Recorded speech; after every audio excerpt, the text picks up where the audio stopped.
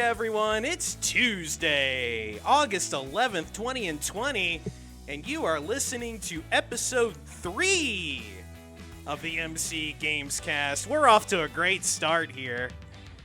I am one of your hosts, Mitchell Barrett, twitch.tv/Team Llama Squad, and I am joined by the other host of the MC Gamecast. You know him as twitch.tv/Charzar81. Charlie, what's up, man? Hey man, how's it going? It's been a long weekend, and gosh, I'm glad it's Tuesday again, ready to talk video games and have some fun. Yeah, my favorite part of that intro is that we were in pre-show, and the thing that I said to you is, I've got all the audio all set to go, and the audio sounded great. I just didn't have the video part ready.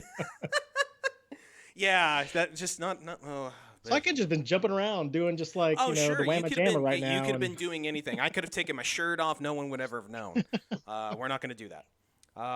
The title of this episode, we've forgotten to do this. The title of this episode, Charlie, is Wrex's Storytime Ramblings. Nice. We are naming each episode. Episode 1 was Mushroom Kingdom's Toadstool Burlesque House. And episode 2, yeah, right. It was and then episode 2, the title was Crafting 1,000 Iron Daggers in Whiterun. So yeah, Wrex's Storytime Ramblings. Do after lunchtime. Yeah, for sure. And so it is Tuesday. Not a lot of news today, which is fine. It's not a big deal, but. Unless you've got anything non-game related that you want to talk about, Charlie, we might as well just get right into it. You got anything? I'd like to talk about our weekends. Okay, if possible. I mean, sure. Gosh. So, my son, 4 years old, he was the first of a trifecta that was born into this world about 4 years ago. My nephew, Luke, he came out 10 days later, and then seems like 10 days after that, my second cousin or nephew, whatever you want to call him, he's going to be celebrating his 4th birthday. So we're going through our marathon of birthdays right now, and it's been interesting to say the least. I'm glad kind of that Cable was first because, you're front loading all the work, you're getting all the party stuff together. Obviously, the word party nowadays is a whole lot different thing. Oh, yeah. When I mean party, I mean get together with just like a really, really small group of people, meaning my parents and family and maybe close cousin. Yeah. Because all of a sudden, the party patrol are going to bust open your door and say, hey, you got 11 people here. Bye-bye. Yeah, I mean, Dak and Zeke got in trouble for it, so you definitely would. And so, no, it's been... It was a good weekend. I was glad to see him on his 4th birthday. And I was just lamenting to myself because, God, they have a lot of energy. It's amazing how much energy these kids have. They were just literally running back and forth all day long. And I'm trying to remember this as a kid because I remember that I would play with my cousin who basically is 8 months younger than I am. Mm-hmm. And we would play and play and play. And I noticed that the emotion would ebb and flow between us because we would play and we would be, just completely happy. We would have a lot of fun. And all of a sudden you'd start to see us getting tired. And I saw the same thing with my son and my nephew, that they would start to get a little tired. They were racing back and forth. And all of a sudden they went from loving each other, missing each other. Oh, we haven't seen you in months, to sheer, I don't want to say guttural hatred for each other for a moment, but one did not like the other. My son got he got body checked into a wall. Oh, he's fine. That'll happen. And that's the other thing too, is that, at their age, you're so protective of them. Sure. But doctors would say, it's like, oh, their bodies at this age, they're so resilient. But you can't help, when one of them hits the wall and the entire foundation seems to shake. Well, yeah. I mean, because I mean, I told you 2 episodes ago about when my son cut his head open. Yeah. Like normally when I hear him cry, it's when he's you should laugh. When he normally gets hurt, it's a different type of cry. It's the, hey, pay attention to me. Yeah. Somebody give me attention. But when they're hurt, it's Yeah. different. Yeah, cuz like and normally like when my kids and their cousins play or whoever, like they get rowdy and everything like that, and someone's going to get hurt, it's no big deal. But yeah, there does come a line where it's just like, "Uh-oh, this is kind of real." Yeah. It kind of got that way this weekend for me because we went to my mom's house. She just installed a new pool. Nice. So we. That's right. That's right. My mom has a pool. So Vivaldi for me. Yeah, and go. so it was that thing where like we got there, and my nephews were there, the kids of the great Mick Streamy, who we all know and love. He is my streaming godfather, and salute to the king. And so we get there, and they're all playing nice in the pool. But then there always comes that moment where one of them does something that's just like, Yeah. okay, and then it just turns that corner, and that's kind of what happened. And it was fun. Yeah, we're kind of actually going through that same thing that you're going through with all the birthdays, because it's like my little nephew's birthday, my brother's birthday, and then he just had the kid a couple weeks ago, so it's all bunched up. And then my mom is like Nice. is like 3 weeks from now, so we were kind of in that bunch up of birthdays. And then mine's on the 31st of July, so it's Yep. this real kind of real marathon of, hey, here's all the birthdays now, and then there's a Yeah. big gap. You do anything else this weekend? Well, other than that, I mean, work. You know this. Yeah, today was final day of close, and we got Gosh. through it. And you took a nap. That Lucky. is the term. We got through it. Oh boy, we got through it. It was tough. It was tough this month. I don't want to talk about. We're not talking about work anymore. Yeah, I do the same done. thing. I do the same thing on our Friday night streams. I immediately cut off the work. I don't want to talk about it. But we're going to talk about what we've been playing, and we're going to change it up a little bit, Charlie, because the first 2 weeks you have started. Sure. I think we're going to mix it up a little bit, and I'm going to start. I've been playing. I played more Fall Guys. That game. You got to play. I got to play. For reasons. That game is fantastic. I love that game. Shout out to Stream Machine. Thank you for the host. Appreciate it. That game is fantastic. It brings me so much joy to play it when I can get into a game. And the game has now been out for a week, and they're still having problems. And we talked about last week that the overblown reaction, especially the first couple of days, where people were review bombing on Steam and going on Twitter and just demanding refunds, that was over the top. And I still think that is. But they got to get this shit together. I agree. It's been a week. And there have been too many times you talked about trying to play that game with your wife, and you can't. You haven't been able to. And I stopped. I played a little bit on Saturday. I tried to stream it on Friday, had issues, had to turn it off. Saturday, I played, had issues, and was like, I'm not going to play this game until it's starting to get fixed. It sounds like it's getting there from people that I've talked to. But man, I love that game so much, and it really pains me that they're having issues, because I want that game to succeed so much. I want this to be the game that when we get to the end of the year, it may not be the game of the year, but I want that to be the game that everybody was like, man, in this shit year that we're having, this brought me joy.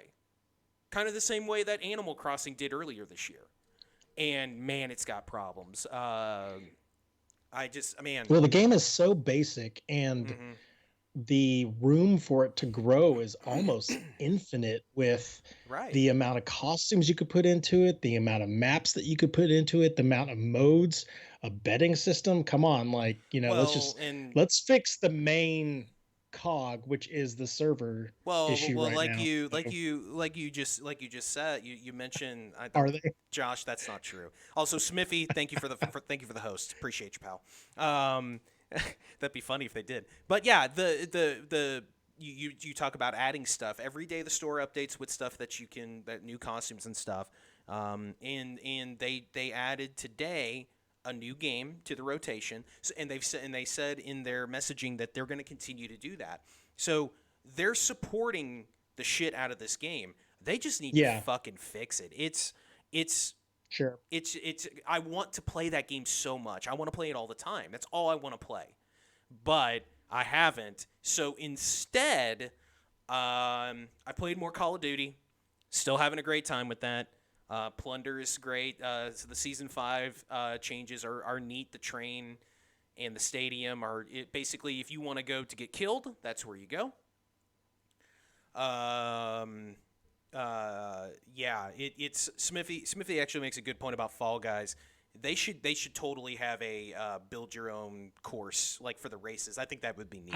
I'm telling you, there's a lot of things they could put in that game. That's a great. It's point, got all the bells and whistles. It's just the transmission needs to be fixed. Yeah, and so Call of Duty is still fun. I still it still surprises me that I am really into playing that because I've never been that guy. Played more Fortnite. I used to hate Call of Duty. I never, basically since those World War II games, I couldn't stand it when they went into the modern era of stuff. Played more Fortnite, got another win the other day. That game is another game that it's just, I like playing that game every now and then.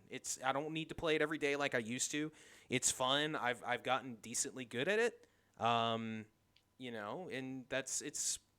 it's cool. You kind of dabbled with it a little. You may dabble with it a little bit more. River Shark. Right, the River Shark. I can't wait to play with other players. To be honest, yes, yeah, and like we were talking about in pre-show, I think playing with myself, Nico, Adam, Ryan, the people that kind of play with me a lot, you're going to find that game fun because there is in any multiplayer game, but especially shooter and especially battle royale, you never know what you're going to get when you play with randos. And when you're playing with people just like any game, it just amps it up. It makes it it makes it more fun. A mediocre game can turn into a great game with people that you ride with. Yeah. That's fair. Okay, I know we talked about not going into the chat that often because we do have an audio media, but Smithy puts I'm seeing it. Smithy says Fortnite is like a moped. It's fun to ride till friends see you on one. Damn, Smithy, we need you in all these chats. You're fantastic. Nice. Love you, That's brother. Awesome. Love you, brother. From overseas, Smithy fingers. So, let's talk about. I'm going to talk about the new game that I played this week that came out today.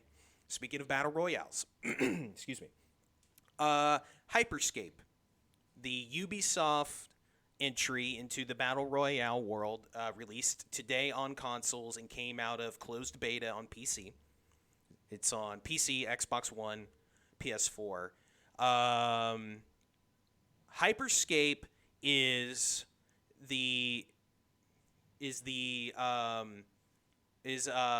99 people, whether you're in a squad or but a bitch ain't one.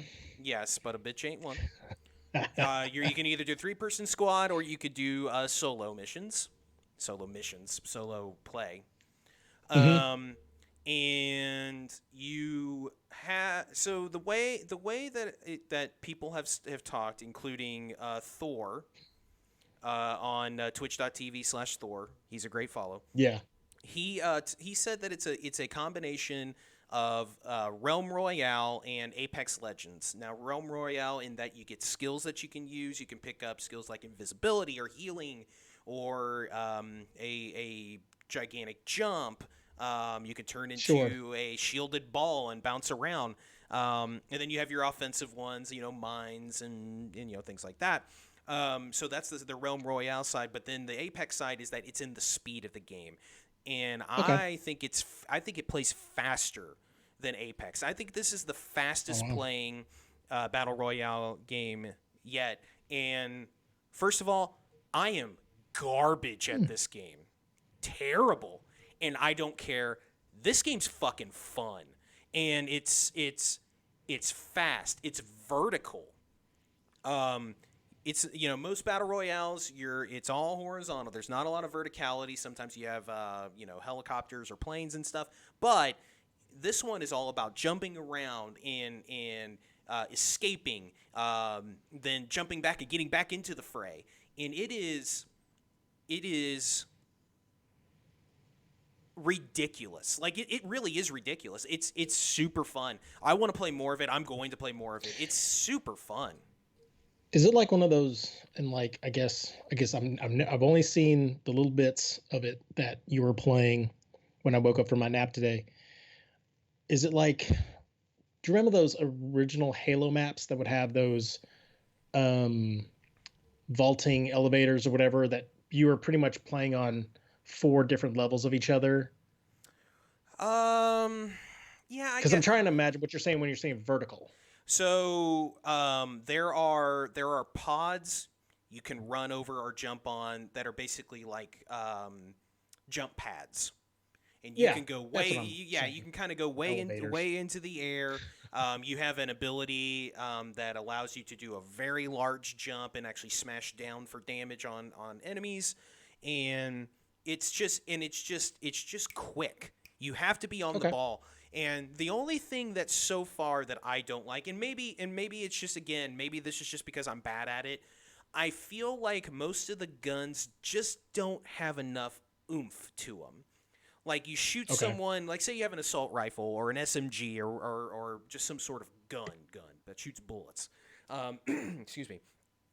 When you hit them, it just doesn't feel like it feels like it should hurt more, and it feels like it takes a long time for people to die in the game, though at the same time excuse me, jeez, at the same time I feel So like I you can get fucking, absorb yeah, bullets and though stuff. though at the same time I feel like I get fucking just laid to waste. So Oh, maybe maybe get a maybe I better just, gun. now I do know, now one thing that it does that's really neat is, so if you say you pick up an assault rifle and you're running around and you find another assault rifle of the same type. If Okay. you grab it, it actually boosts the assault rifle you already have. So you can level up your guns, and they get more powerful as you go along. And they also they reload faster, or they have a bigger clip. So as you continue to pick up items, and same thing with your skills. If you pick up the same skill, it levels up the skill that you have. So if you're playing well and you're getting further, theoretically, by the end of it, you should have really good gear and really good skills. It's Okay. fantastic. I give Ubisoft a lot of shit. I think they make a lot of. I think they're too safe a lot of times. A million Assassin's Creeds, a million Far I Cries. was gonna say that's a lot of Assassin's Creeds. But they, I The mean, it's like, tried and true. it's not to say that taking a chance on a battle royale is taking a shot at something. I mean, battle royale. I mean, that's the it thing right now. But they're doing something different, and they're doing something different in the battle royale genre. And I think it's great, and I think this game's going to do really well. And I seriously cannot wait to play more of it. It's great. But Cool. I'll have more of that. I'm gonna record a first look or first appetizer or whatever the hell we're gonna call them. I'm gonna record that sometime this week, either tomorrow or Thursday. Nico and I may do a lunchtime run of it, and I may record it. Um, but I'll have more on that next week. That's all. I mean, I played Rocket League. Rocket League's great. I'm getting really good at it. Just in time, Sounds like fun, man. yeah, just in time for me to get past that 1v1 and lose. But that's all I got. Charlie, aside from Fall Guys, you this week beat a game. What'd you beat? Dude, Cuphead was, gosh, that game. I mean, it takes words out of my mouth to the point where I just can't talk about it because it was such a great experience. It was so much fun playing the game. I mean, there were moments in there, obviously, where it just became completely frustrating, but I came back for more. And what when a game does that and when it pulls you in like that, it's riveting. And I mean, obviously, I didn't expect to beat the game. Um, Gosh, there were moments where I would spend an hour on one boss, and that pretty much is half the stream. So, because my streams are running at 2 hours, but it seems like the last couple of episodes I was getting a good flow in, and I mean, once you got to the second to last boss, was the Dice Man. Mm-hmm. You knew the devil was next. Mm-hmm. And so, and to be honest, I hate to say this about I know this what game, you're about to say, and I'm it going to was agree. not that hard. Yeah. Yes, I agree.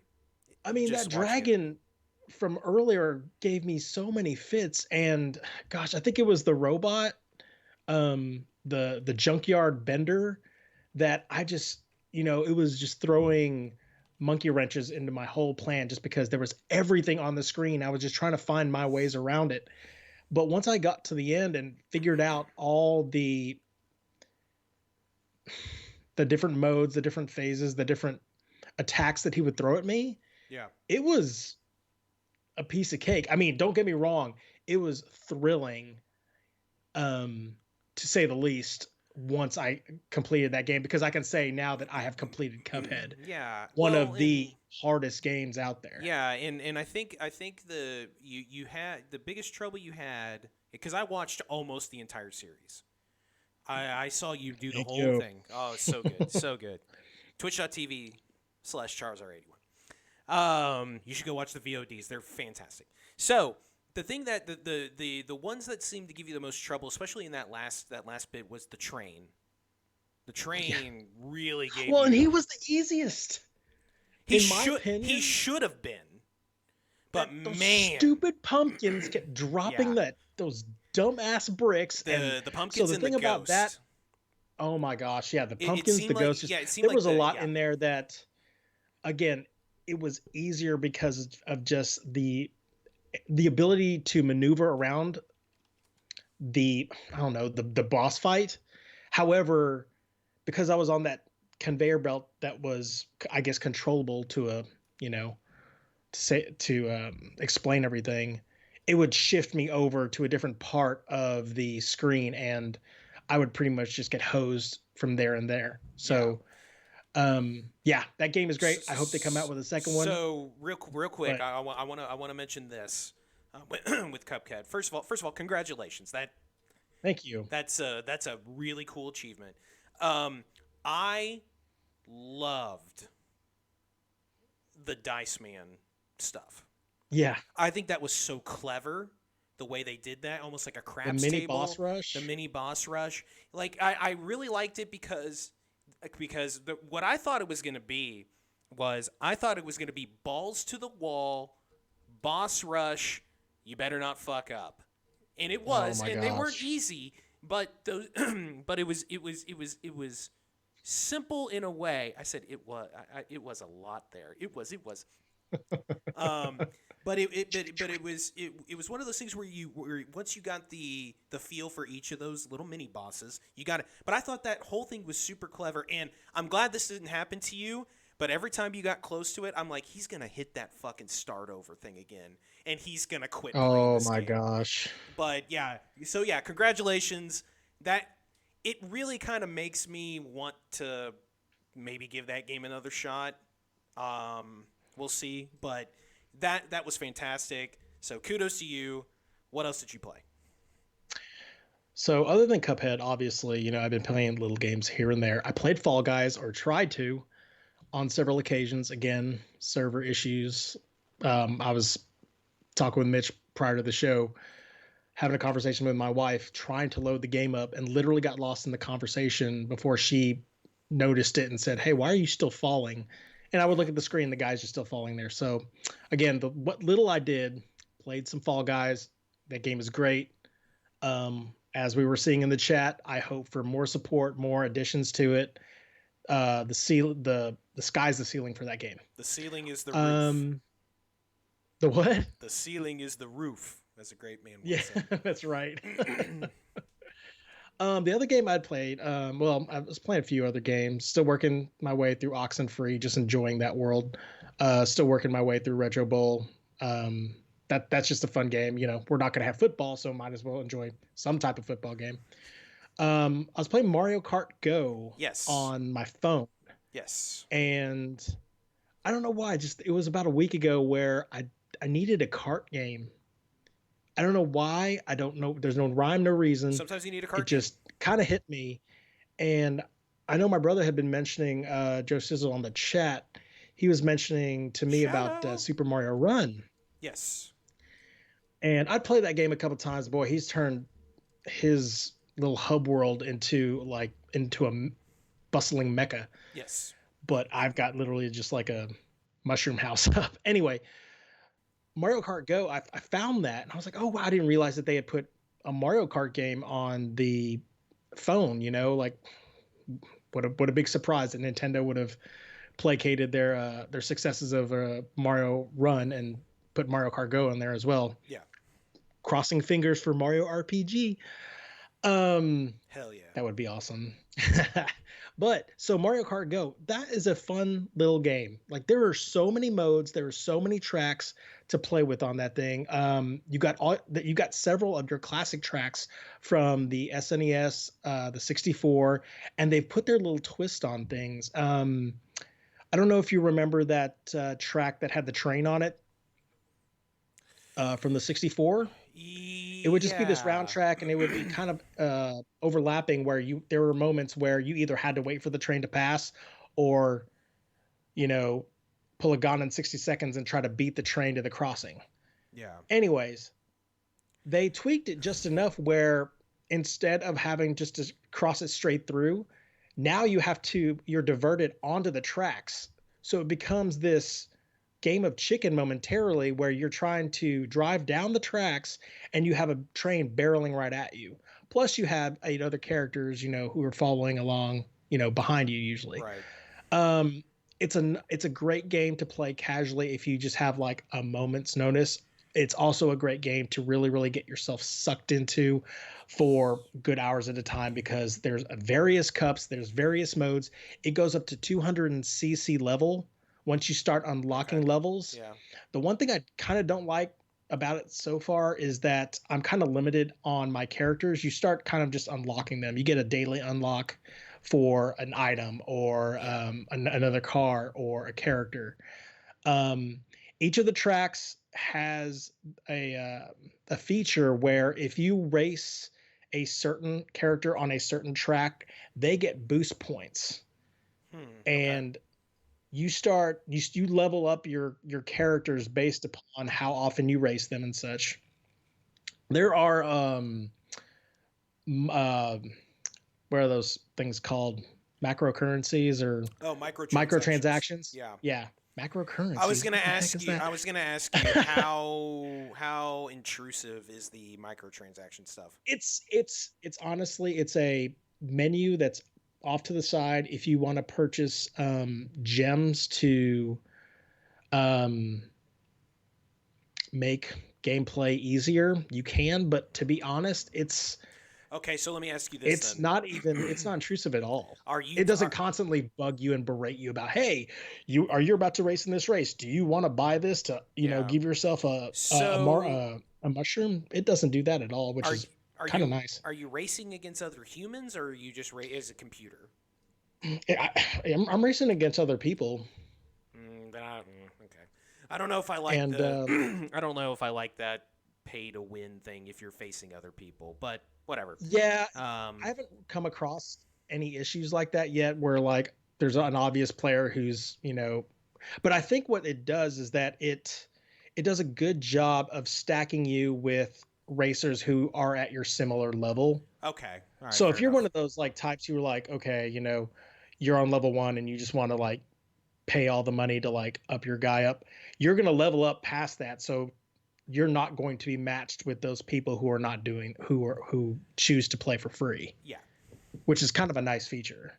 Yeah, because some of the Nintendo stuff that they've done has been really intrusive. Yeah. The Dr. Mario phone game. One, it Mhm. sucks. It just does. Yeah. It's not very good.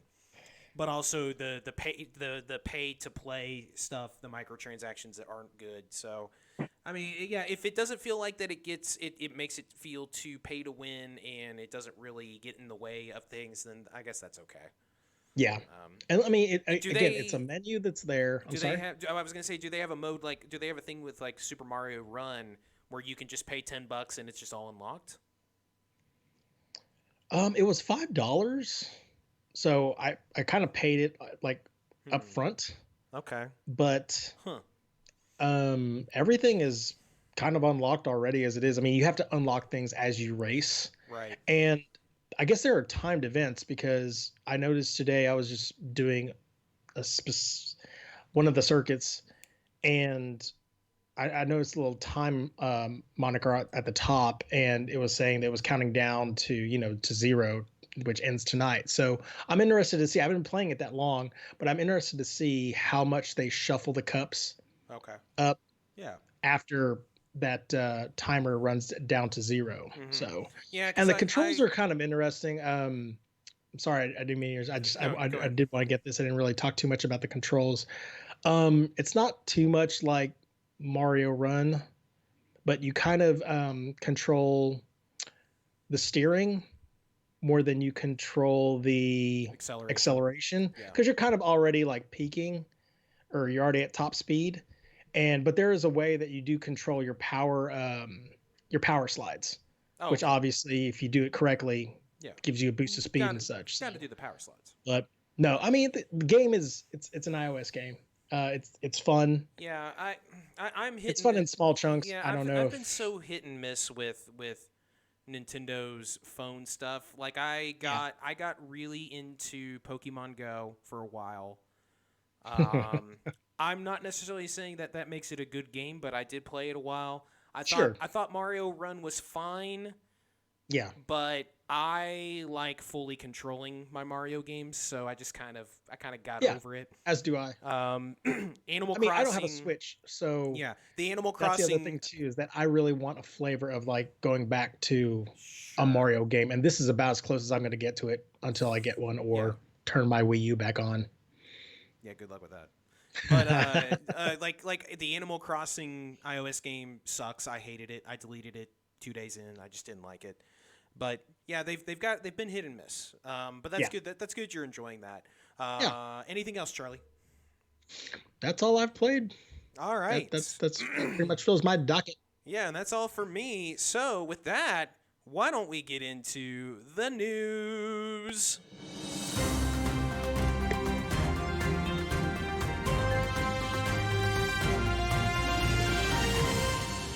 And it is a light news week this week, Charlie. Why don't you go ahead and kick it off for us? PlayStation did a state of play last week. Why don't you get us going on that? We'll talk about that. It is so light in the news category that we're pretty much going to almost call this new release section. Well, then I mean, also there's It's very few so new weird releases because too. you had the state of play games, and then by PlayStation, then you had I'm scrolling down here a little bit of QuakeCon at home, and again it literally just came and went, and Well, so I'll tell you what. Do you want to save state of play for kind of towards the end and just do the actual just individual news stuff first? I kind of do, just because, Okay. to be honest, the state of play literally there was no release about the price of the PS5. There Yeah. was no news in that particular sector. It was all It was games. literally just a bullet point list of this game's coming out, this game's about to come out, this game's going to come out Okay. soon. So I mean, yeah, All we right, can do so that. let's okay. So we'll save that to the end. Let's get into the rest of the news, and The I've got here. headline news story is Yeah, right. And the headline, the actual real headline is that today, yeah, 343 Industries, the makers of the Halo series, announced that Halo Infinite has been delayed until 2021. And that means that it's going to miss the Series X launch, which is later this year. They put out a little press release on Twitter and I'll just read some of it here. It says this is Chris Lee. He's the studio head. And he says that today I want to share an important Halo Infinite development update with the community, and we have made the difficult decision to shift our release to 2021 to ensure that the team has adequate time to deliver a Halo game experience that meets our vision. And basically, he went on to say that it's multiple factors. It's COVID. It's the kind of the development challenges. They had their lead director leave kind of halfway through development. That's why Infinite kind of went into the bunker for a while because they were having to do that. So they say they're disappointed, and they all they've said is that it's 2021. So to me, the biggest part of it is not necessarily that Halo's being delayed. Like, games get delayed. It just happens. I mean, we've had especially with COVID right now, we've had a lot of stuff If delayed. it makes the game better, that's fine. Right. The big thing here is that it's going to miss the launch of the Series X. Microsoft also came out today and reiterated that the Series X is coming out this year. And in fact, they said it's going to launch in November. Aside from third-party stuff, I don't know what they have. I don't. They don't have anything. Gears? No, Gears. I don't think Gears is even in development. A Gears package? Or they don't have a big title. So they're going to launch this year without anything big, while Sony has a pretty good lineup that's coming this year. And I don't know. I'm not suggesting that they should just be like, okay, we're gonna delay the release of the Series X, and we're going to put it out at the same time as Halo. They have to have something up their sleeve. But November's not that far away. I don't know, man. I know. That's rough. Another thing that came out this week that I'm just now remembering is so a few of the new Xbox Series X controllers got out in the wild. And the big thing, Rise 2. Oh, shut up, Josh. Rise 2. Rock. And so one the packaging in the box and everything is all ready for that. That may come out before the console comes out, because one of the big things is that it's also compatible with Xbox One. Well, The big thing that was also on there is that it's compatible with Xbox Series X and Xbox Series S. And that is the rumored Lockhart, codename Lockhart, which is the digital version, the cheaper version of the Series X. So that kind of just confirms that they are going to have two SKUs. So that's really it on that. That sucks for them. Like I probably wasn't going to play Halo. But that does really suck, and that gets them off to a really rocky start. And that Sony, the ball's in their court to really have a good launch, and that if they do, they can, not necessarily already win this generation, but put themselves ahead. One other thing, and then I'll let you get into the QuakeCon stuff. Rocksteady announced the long-rumored Suicide Squad game, and there's going to be a trailer. In a gameplay trailer coming to the DC Fandom event that's here in a couple weeks on August 22nd. Why are they making a Suicide Squad game and not anything else DC related? What are you doing? Like, it doesn't have to be a Batman game. Like, they've made a plenty of those. But why can't you make a Justice League game? Is this the answer to Marvel's Avengers game that's coming out next month? I don't know. I'll tell you. I'll tell you this. If that is Squad on it, it's bad. Yeah, and I'll tell you what. If the Suicide Squad game is supposed to be the Avengers killer, even as mediocre as the Avengers game looks like, this ain't it. This ain't it. Pea shooter. But yeah, so on the 22nd, they're going to show some of that stuff off. Charlie, why don't you talk about QuakeCon? QuakeCon at home. Yeah. So again, much like the state of play, QuakeCon at home kind of just all of a sudden appeared on social media of like, hey, this is happening, and I was in the middle of work. I'm trying to do book journal entries, and all of a sudden I'm like, I need to take a lunch. I got to watch this QuakeCon thing because sounds like you should have just kept working. Oh man, I should have kept working. I mean, they have got great titles. They've got Doom, they've got Wolfenstein. It's the Bethesda group, so I had to take a peek in. And to be honest, like there really was much news regarding it. The biggest news, there's a new DLC coming for Doom Eternal. Um, it's a they're getting a multi-story DLC with this, and the first one's called The Ancient One that really picks up right after the last movie ends. And so that's kind of cool. Um, another bullet point of big news that came out of QuakeCon was if you have Doom Eternal or Elder Scrolls Online, you're going to get a free upgrade if you go from the PS4 and Xbox One X to the PS5 and the Xbox Series Oh, X, so that's which also is PS5. yeah, See, that's interesting because Sony hasn't really talked about their upgrade system. Xbox, it's all about that smart delivery. So it's not yeah, surprising that the Xbox is getting this, but that's interesting sure, that PS5. That's cool. I really hope Sony does this too. yeah. Like in I mean, really and they goes haven't, after this. yeah, yeah. And so these aren't the only two games that um, they're limiting this to.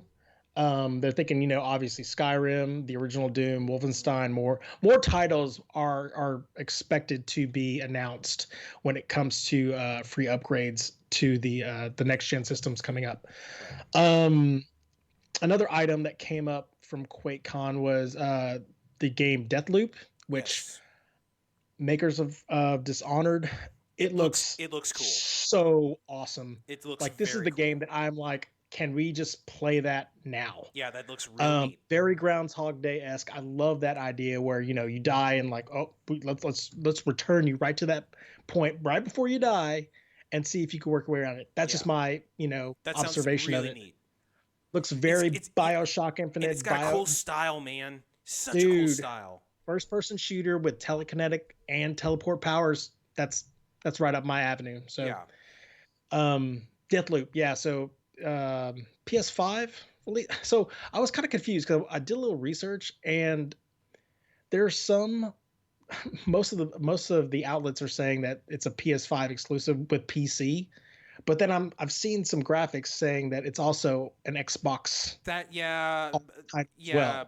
So Bethesda doesn't I'm do trying to those sort that exclusives. out. Yeah, Bethesda doesn't do those exclusives Yeah, it like could be that. like one of those timed exclusives where it comes out first on the PS5 and PC, I hope and then not. later comes on Xbox.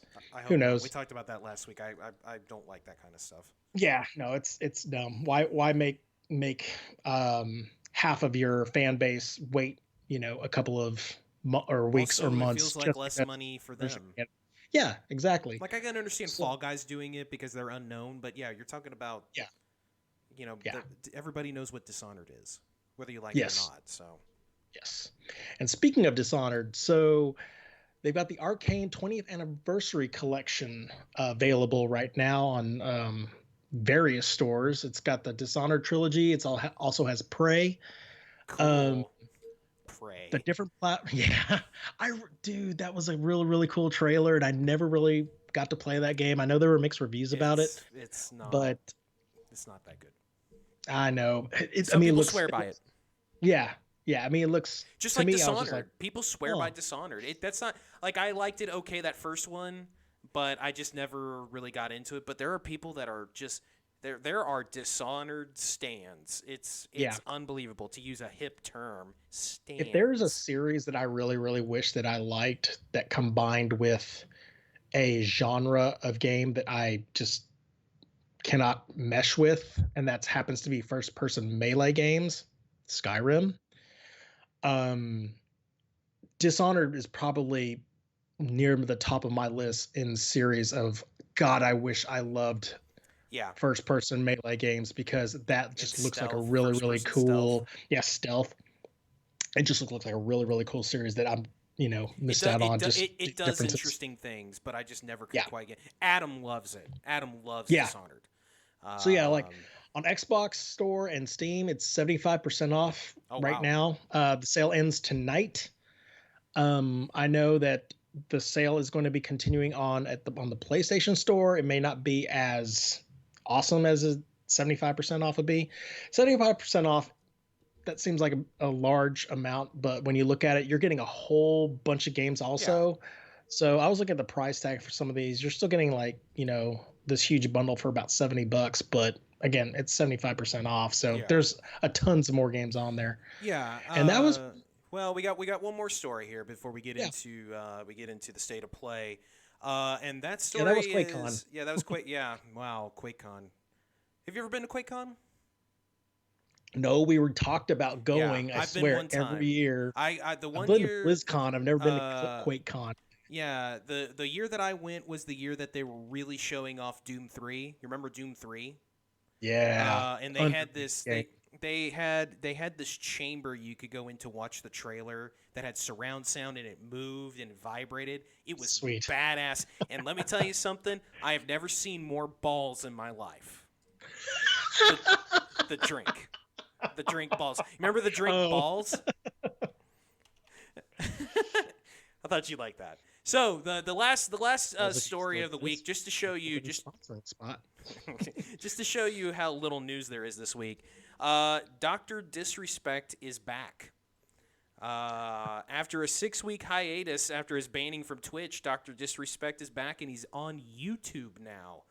So last Thursday, he went live, and all it was a kind of animated background with all of his Dr. Disrespect stuff and a countdown clock, and it had 24 hours on it. 300,000 people watched it.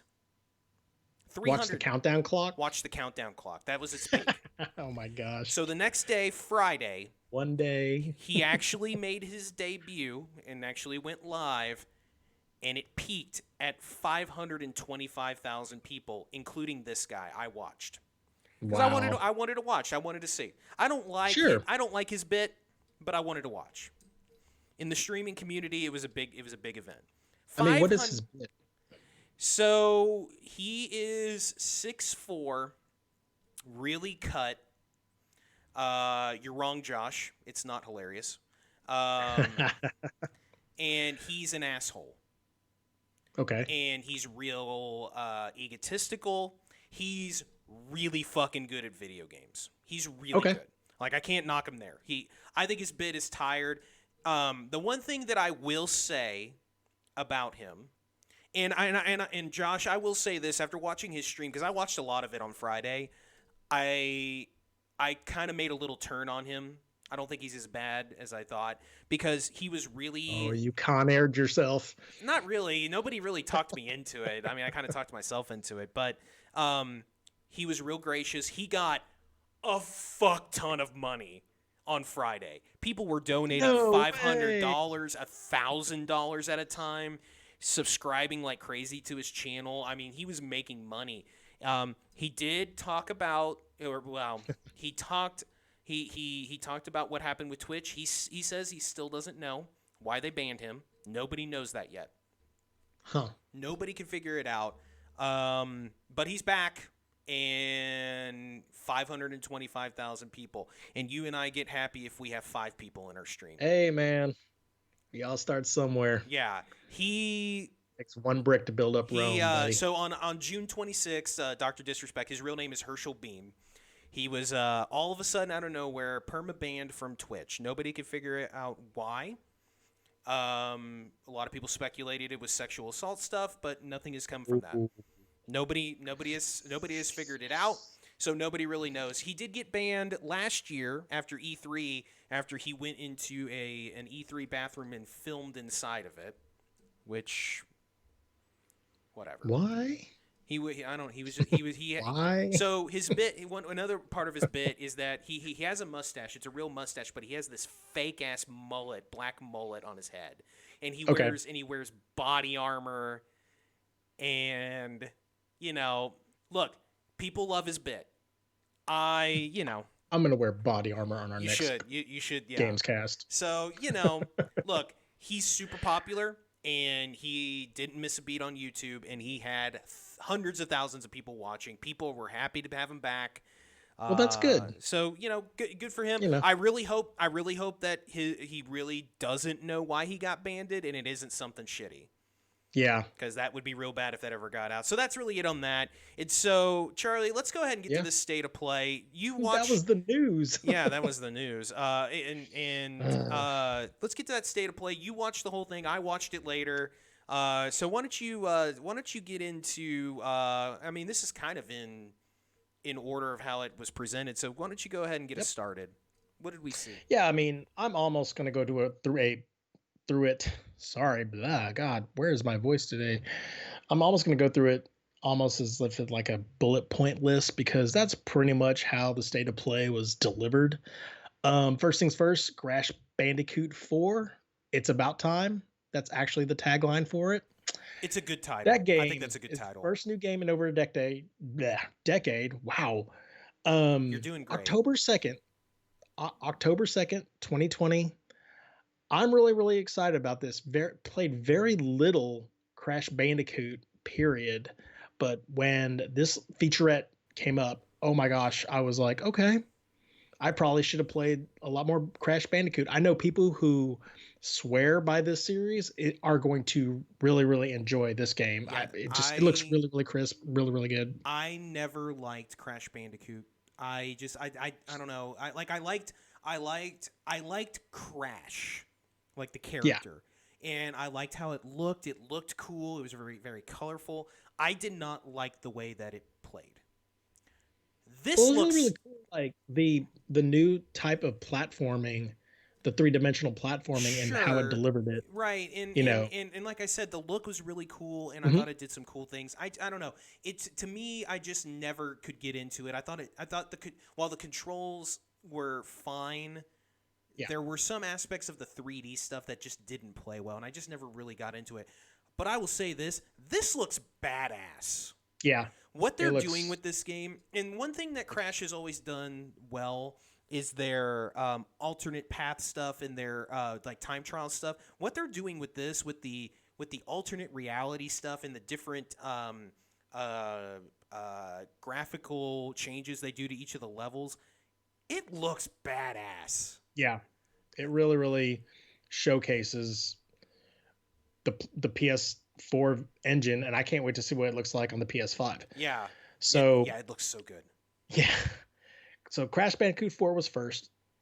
Hitman 3, which had been announced already. Apparently, they're announcing during the state of play that it's going to be a VR interactive option, and they're going to make it for all 3 of the Hitman games, the new Hitman games. That's cool. Hitman is a great game. Hitman 2 is a great game. I'm already presuming that Hitman 3 is going to be a great game. Yeah. If you haven't played these games, play these games. Yeah. And I can't even imagine how to play this game in VR already. To throw a tomato can at someone in VR. It will be very interesting. It will be very interesting to see how they do the VR, because some of the other games that have done VR, like the Doom VR, was apparently shit. It was awful the way that it controlled. So the way that they should do it, and again, this is a trailer. Who knows if this is even true? But the way that they presented it in the trailer, it was very fluid. I wonder if you're wearing the VR helmet and you're using a controller. Yeah. Or at least you're using the move controllers to move. The move sticks. And if they're doing that, I think that'll be really cool. Now, granted, I have not played VR games. I haven't. I don't have the money to get into that. It seems cool. This looks neat. This looks and the fact that they're bringing it to the other 2 games that are already out is really cool. Just adding more replayability to a series and I'm talking about the new series that just has tons of replayability. This is a series that I have totally missed out on, and I kind of hate it. It's a blind spot, and I hate it. I love watching it. You're gonna make me chase one of my survey questions later, aren't you? I think I need to. I've got Hitman 1. I've got the entire thing. So good. And you know what? I was like you for a while because obviously Doom was my favorite game from that year. And I happened to download the entire first episode. And to be honest, I was scared. I don't want to say I was scared to play it, but I was intimidated by the amount of options that were available to me. And I've seen, we obviously watched it on giantbomb.com. We Yeah. saw that entire group play it and have a great time with Yeah. it. I was scared that I was going to get so disappointed because of the different Sure.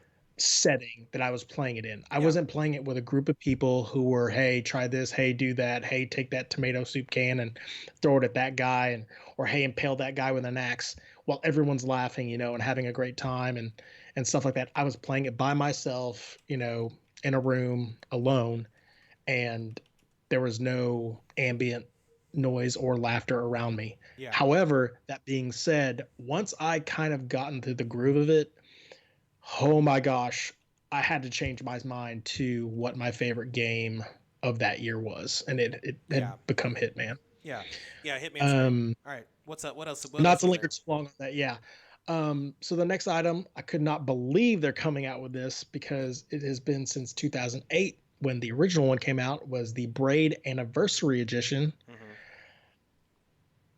That game is great. The game So good. is challenging, and the 2008 version is already beautiful, and they Yeah. are somehow making it even It looks better looking. so good. This new version. It is It's art.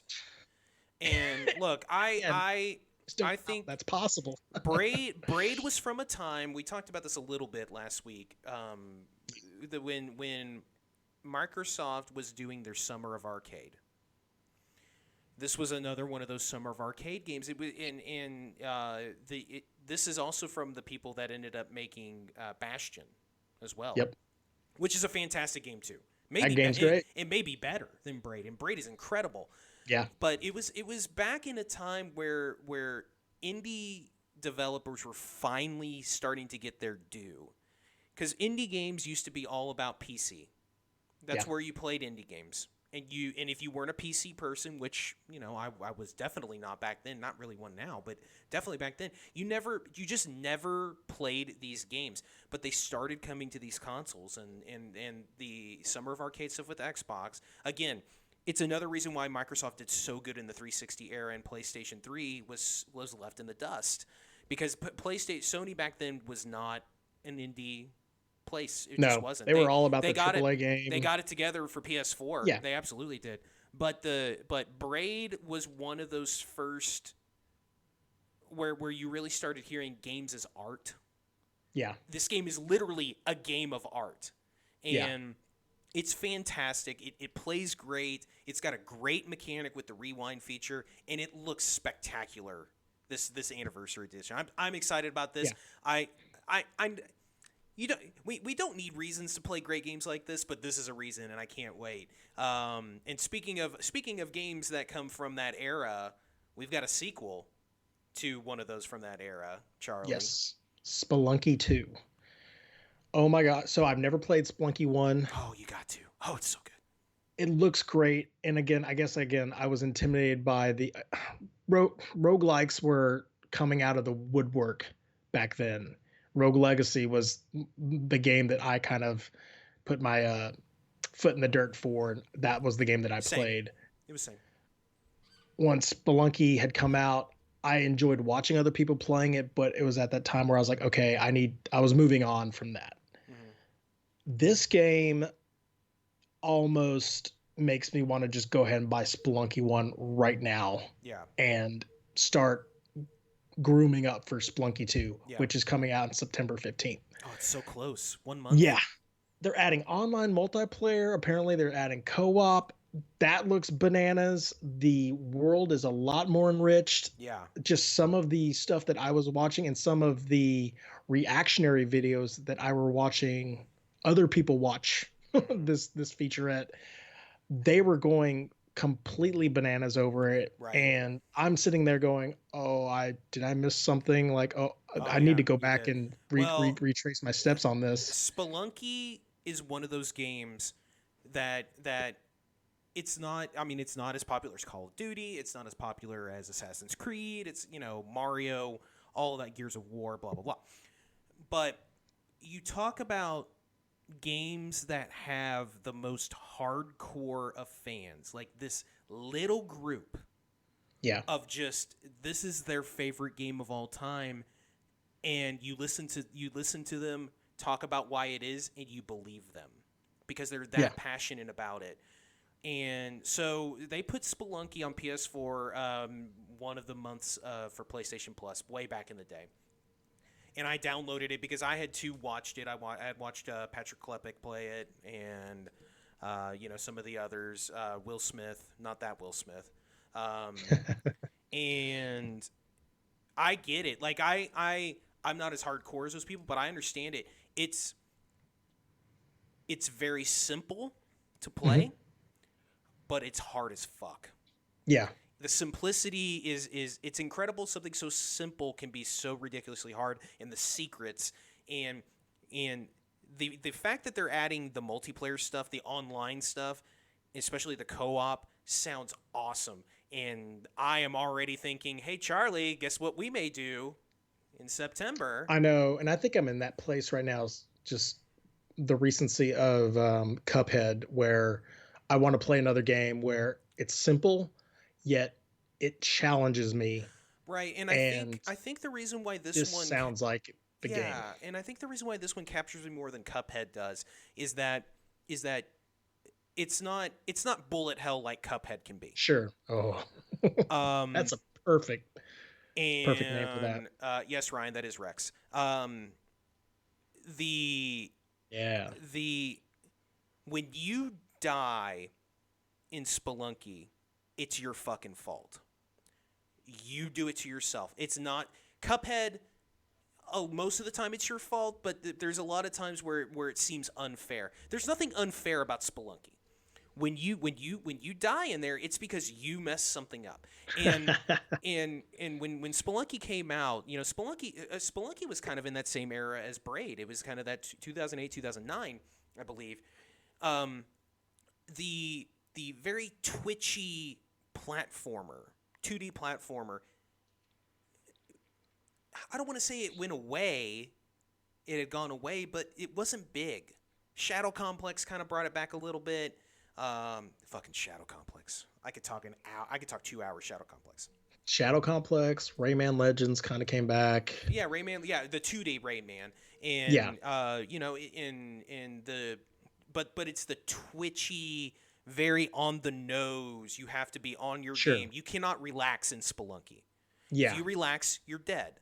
If you're not precise, you're Yeah, it's a dead. heart attack waiting to And happen from the the looks of fact it. that now think about that with a friend, both of you having to do the same thing. And in that trailer they had where you had the split off Hmm. exits. This looks badass, and I can't wait. Yeah. And Yeah. we talked about Charlie, like in the first episode, how, man, we just don't have time to play new games. We sure are good. We sure are playing a lot of new games lately. I know. And I I think know. that's and it's not just because we feel like we have to. Yeah. They're just the like Braid. I mean, that's not a new game, but I want to play Braid. I want to play that anniversary edition. I want to play Spelunky. I want to play the next game that we're about to talk about, The Pathless. Well, I mean, again, Um, this venture that we're on, it lends itself to, again, calling back on all our favorite games that we enjoy playing. And it seems like the industry is also kind of doing that in a I way know, with yeah, Crash Bandicoot. I mean, Hitman was only recently good in 2016. Before that, it was way long time ago.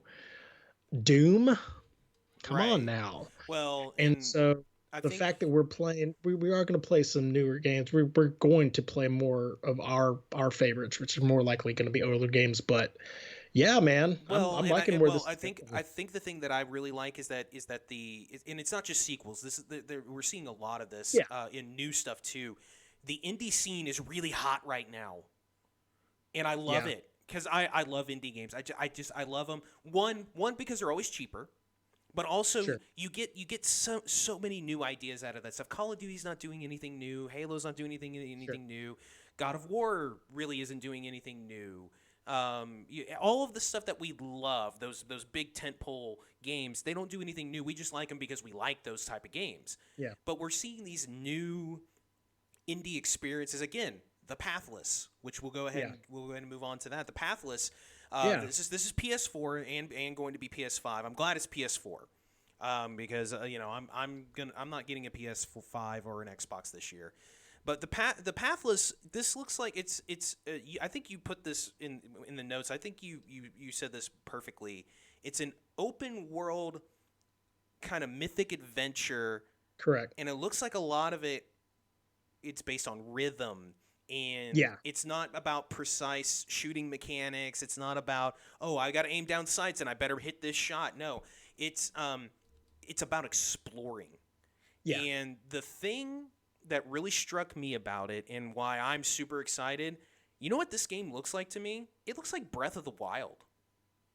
But faster. But faster and But different faster. and different and Yeah, different. yeah. But yeah, it has like that look of, hey, so here's this map. It's all open to you. Yep. Go. Yep. There's no set path. It was the same with Breath of the Wild. You could play that game in any order that you wanted to. This one, they said the same thing. It Correct. looks awesome. It looks so much fun. It looks like this is my fucking kind of game. Sure. And obviously there's when I saw this, I knew that this was going to be yours. Yeah. It did look like a lot of the Breath of the Wild. I never played Breath of the Wild, but even though I haven't, the quick twitch, fast paced action of it, the idea that, like you said, you don't have to stop, aim, pull your bow back, fire. No, it is and you know what the rhythmic. Yeah, and the thing about that is that it doesn't look it doesn't make it, even though it has that mechanic, it doesn't seem like it's easy either. Like it doesn't seem like it's not a quick time event. Yeah, and so this seeing that trailer kind of put that game towards the top of my list of stuff I want to play this year. Bug Snacks? And the next one, talking about Bug Snacks, dude. So this is Bug Snacks, PS4, PS5. This is you, buddy. Bug Snacks is from the creators of Octodad. You remember Octodad? That wild ass. Remember Octomom? Okay, ladies and gentlemen, that's been the podcast. Thank you so much. No, the Octodad was this weird controlling game. It's weird. So I'm going to try real hard to explain Bug Snacks. Bug Snacks is a game where it appears that you're a reporter for whatever newspaper the Bug Snacks, or the creatures, the monsters, live in.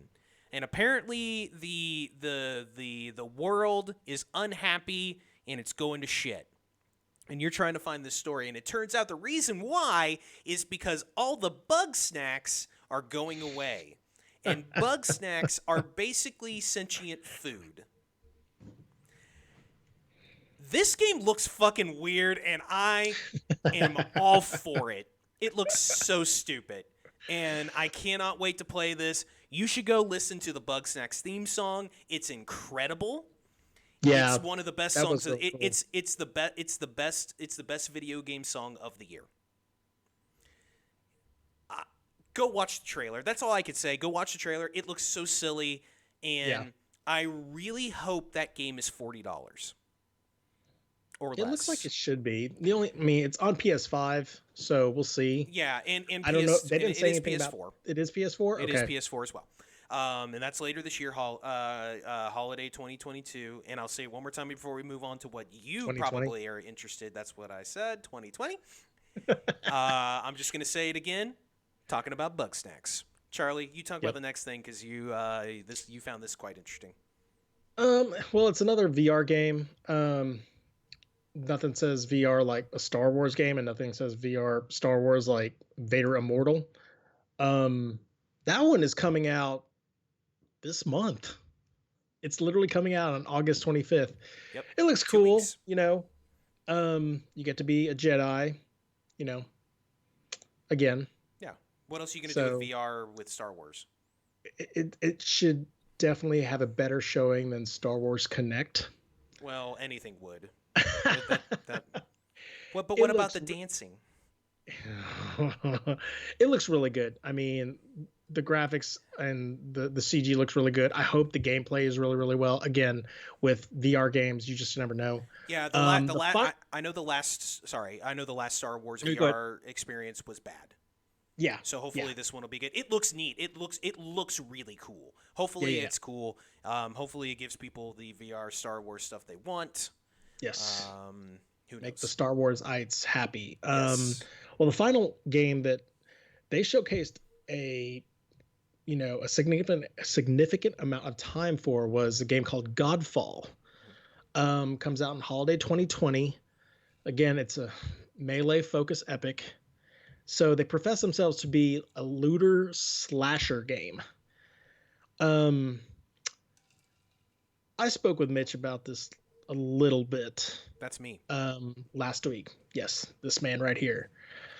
So I played a lot of the new God of War game. Hmm. I loved that game a lot. I played a lot of that game to the point where I literally nearly platinum that thing. This game to me looks redonkulously great. The gameplay looks really, really good. The ideas behind it and what they're professing it to be, a looter slasher, awesome. Hmm. But to me, it just comes off as cold. I've seen what was it night what was it the Knights of Amalur or the Kings of Oh, Amalur? Kingdoms of Amalur Reckoning. Yeah, the Reckoning. It's a good game. Again, that was a good game, but because I've played so much God of War, that game literally looks like a God of War skin to me. I hope it's not.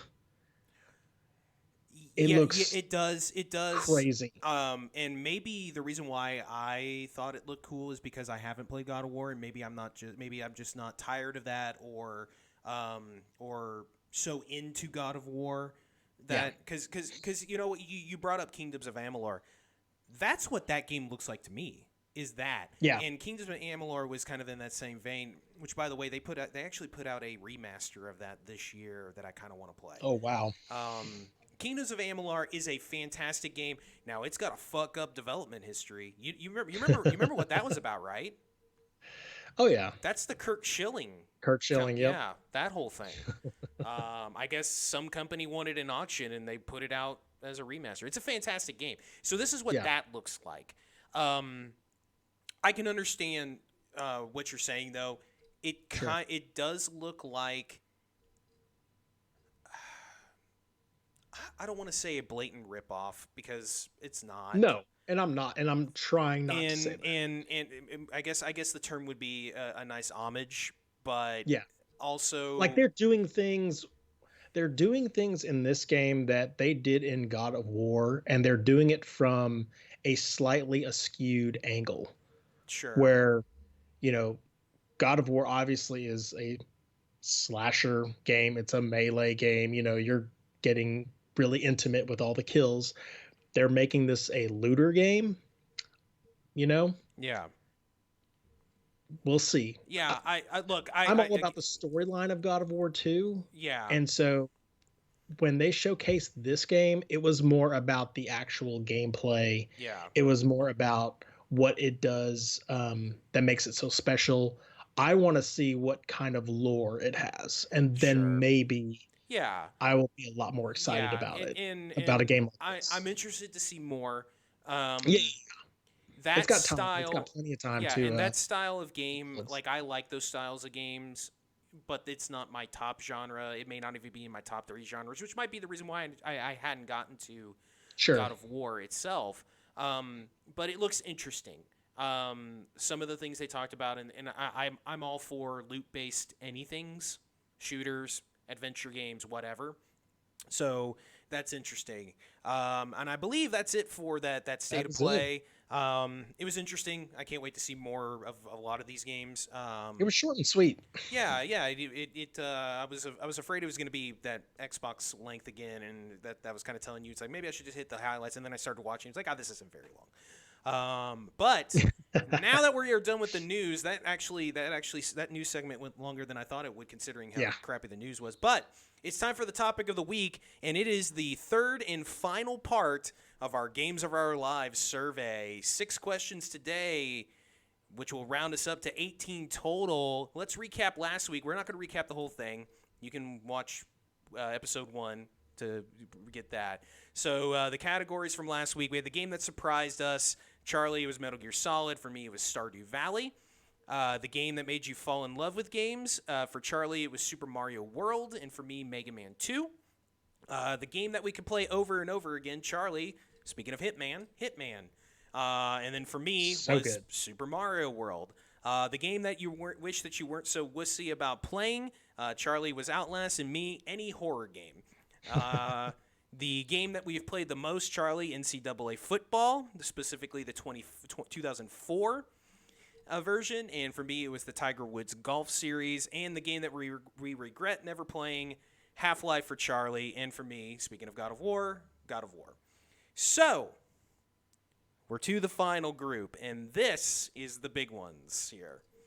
But we're going to start off with the game that the other person needs to play. So you're going to tell me what I need to play that I've missed, and I'm going to tell you what you need to play that you have missed. Charlie, why don't you go ahead and get us started? What's the game that I have missed that I need to play? Well, I'm going to stipulate a little addendum here. We know that Mitch does not play the scary games. He does not play the horror games. And just as a preface, I literally these were the hardest 6 questions. So I have, my obvious nominees and my obvious winner in them, but these were very, very, very difficult to pick out. So for this question number 1, I actually had 5 games. It was a shot in the dark. I know you're probably never going to play this game, but man, you have to play it because I forced my brother to play it. His YouTube channel lit up because we watched him play it. It was fun to watch him play it. It would be fun to watch you play it. I think I know what you're going to say. Until Dawn. I knew it.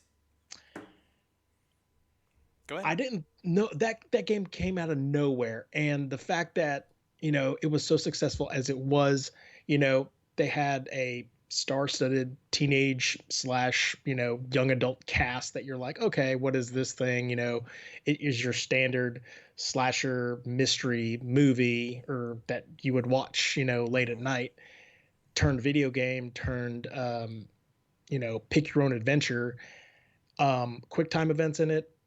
That game, that is my number 1 game I would love to see you play. So I've got 4 more on here, but that is the number 1 that's like. So here's the thing. I have watched people play that game. I've watched Giant Bomb play it. I've watched others play it. I think I can give it a shot. Oh, I've kind of always wanted throw those to other give ones it a in the shot. game. I think the reason why I think I can give that one a shot and maybe be successful at that is that game is a little different from your typical horror game. Yes. In that it's not Resident Evil, where you not only are you worried about jump scares and all the tension, you have to shoot, you have to do these things. Because I love games that have decision making. Yes. I love games that not necessarily have quick time events, but that kind of twitchy, like, okay, you gotta make a decision, make a fucking decision. Yeah. And I did not find, and again, it's different when you're watching than it is when you're playing, but oh, it is. but you know me, I generally can't watch people play horror games. Sure. I just don't like it. I could easily watch people play that game. So I'm wondering if I can maybe do it. October. No, we've still got ideas in the pipeline. We're still gonna be streaming. This shit ain't going anywhere. maybe we do a Halloween Oktoberfest, horror fest, and that'll be a Do a part of stream it. off. I'm curious. What were the other ones? So, Real quick. obviously is the other one. I want you to play God of War. Yeah, Damn it. sure. I want you to play that game. I feel like you couldn't do that one because I talked about. Well, that was the one that Sure. I said was the one I missed. So that'd be weird if you're like, hey, Yeah. that one that you already said, this one. But Yeah. yes, that's also on the Yeah. list. Just with recency, I've literally told everyone I've run into who loves to play video games, you have to play Cuphead. You have to play Probably gonna do that Cuphead. too. Yeah, I want to give that It's another shot. such a good game. My guy, I have a whole room dedicated to this superhero, Marvel Spider-Man. Yeah, Arguably one of my favorite games I've ever played, sure. and that's after 30 years of playing video games, with change. And obviously the other one that, we come into arguments about, Saints Row the Third. Of course. Yeah, We yeah, need you to yeah. beat someone with a big purple dildo bat. Hey, I've already done that. I've played it enough to get the purple dildo. Okay. So okay, well that's good. Yeah, no, Those are my I games. think your actual answer is perfect because you picked one that's in a genre I don't that I never really play, and it's something that I absolutely am willing to try. Okay. We'll see how far I get. I think Yeah. we'll see. Because again, tension in video games I don't do well with, and that game's got a lot of tension. But I definitely want to give it a shot. October. Let's put it on the list. Let's test our boundaries. So mine. I did not go with the obvious one, Skyrim. I could have easily gone with that. That's too easy. My actual answer, and this is the only other one that I've really thought about that I would. I mean, obviously, I want you to play Mario Maker 2, but you've played Mario Maker. You know what that game is. Oh yeah. For me, the reason why I want you to play this game is not necessarily because I think you might like it. I think you should play it because I think this is one of those games where you have to play it so you know if you like it or not. And I think everybody needs to know it. And that game is 2019's Death Stranding. No. So Ooh. I'm going to try to do this in less than 10 minutes because there's a lot. This is the Hideo Kojima game that came out on PlayStation 4 and now out on PC last year after he got ousted from Konami after Metal Gear Solid 5. Death Stranding is about okay, I'm going to try this. Death Stranding is about this guy, his name is Sam Bridges. Don't ask me why, it's stupid. Who is played by Norman Reedus in this. I like Norman Reedus. And so you start off and you are on your way to deliver a package. You're basically part of the postal service in this world. And then you come to find out that your mother is the president of the United States. And she this is not a spoiler. This is part of the intro. She passes away. Hideo's stories are hilarious. Okay. And so I'm sorry. So basically what happened is that there is a otherworldly thing that happened that destroys the world. And the whole point of this game is that you have to reconnect the world through a network, bring everybody back together. And in essence, this is a delivery sim. You are given packages to deliver, anywhere from one package to many packages. And you go and deliver them, and then you progress the story.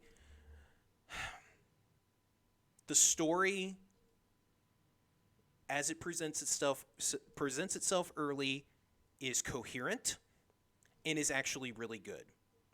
Okay. And then Hideo Kojima shits all over it. Oh no. The ending, I'm just going to go ahead and warn you now, if you do ever play this game, the ending is the biggest pile of hot garbage ever. Oh gosh. But how long is that game? But also it's fucking hilarious. With all the side stuff that I did, I capped at about 50 hours. You can beat the game by doing very minimal side stuff in about 25. So the actual process of traversing the world, I think, is fun as hell. It's calming. It's the world is very beautiful, even though it's very drab. Um, it's I don't. There's something calming about that game for me. Playing that game. Now, when you actually have to play the game, shoot, do action, it's not great. Um, but there was something about that game that pushed me through. Even the shitty gunplay, the shitty story at the end, and I think there's many things about it. One, again, like I said, um, the calming that you feel while you're playing it. The music is very minimal. Um, you don't hear a lot of sounds until you kind of run into the creatures of the game, which is a little annoying, but it gets very easy at some point. Another thing is that it looks amazing. The motion capture is, we had our argument about God of War and Red Dead. In terms of look and graphics, I talked about how Red Dead, it's the best motion capture I've ever seen, Sure. and especially real life looking characters. This tops it. Wow. Whatever technology Hideo Kojima used, it's incredible. Norman Reedus looks fucking phenomenal. Mads Mikkelsen looks fucking incredible. Ooh, I love me some ads. Guillermo del Toro has his body and face scanned into it. He looks incredible. It's not his voice. Isn't Conan O'Brien Conan in this O'Brien is in it, and he looks fucking phenomenal. The characters are awesome. And the voice acting is excellent, even though you can't understand what the story is doing. But it's you're either gonna love that game like I do, or you're gonna fucking hate it. But you have to know. Okay. There may not be a game in the history of gaming that is more polarizing than this. There's no in between. You either love this game, that's what I've heard, or you play it for 8 hours like Dan Reichert did, which Dan Reichert is the ultimate Hideo Kojima stan. Fucking hated that game. Heel turn.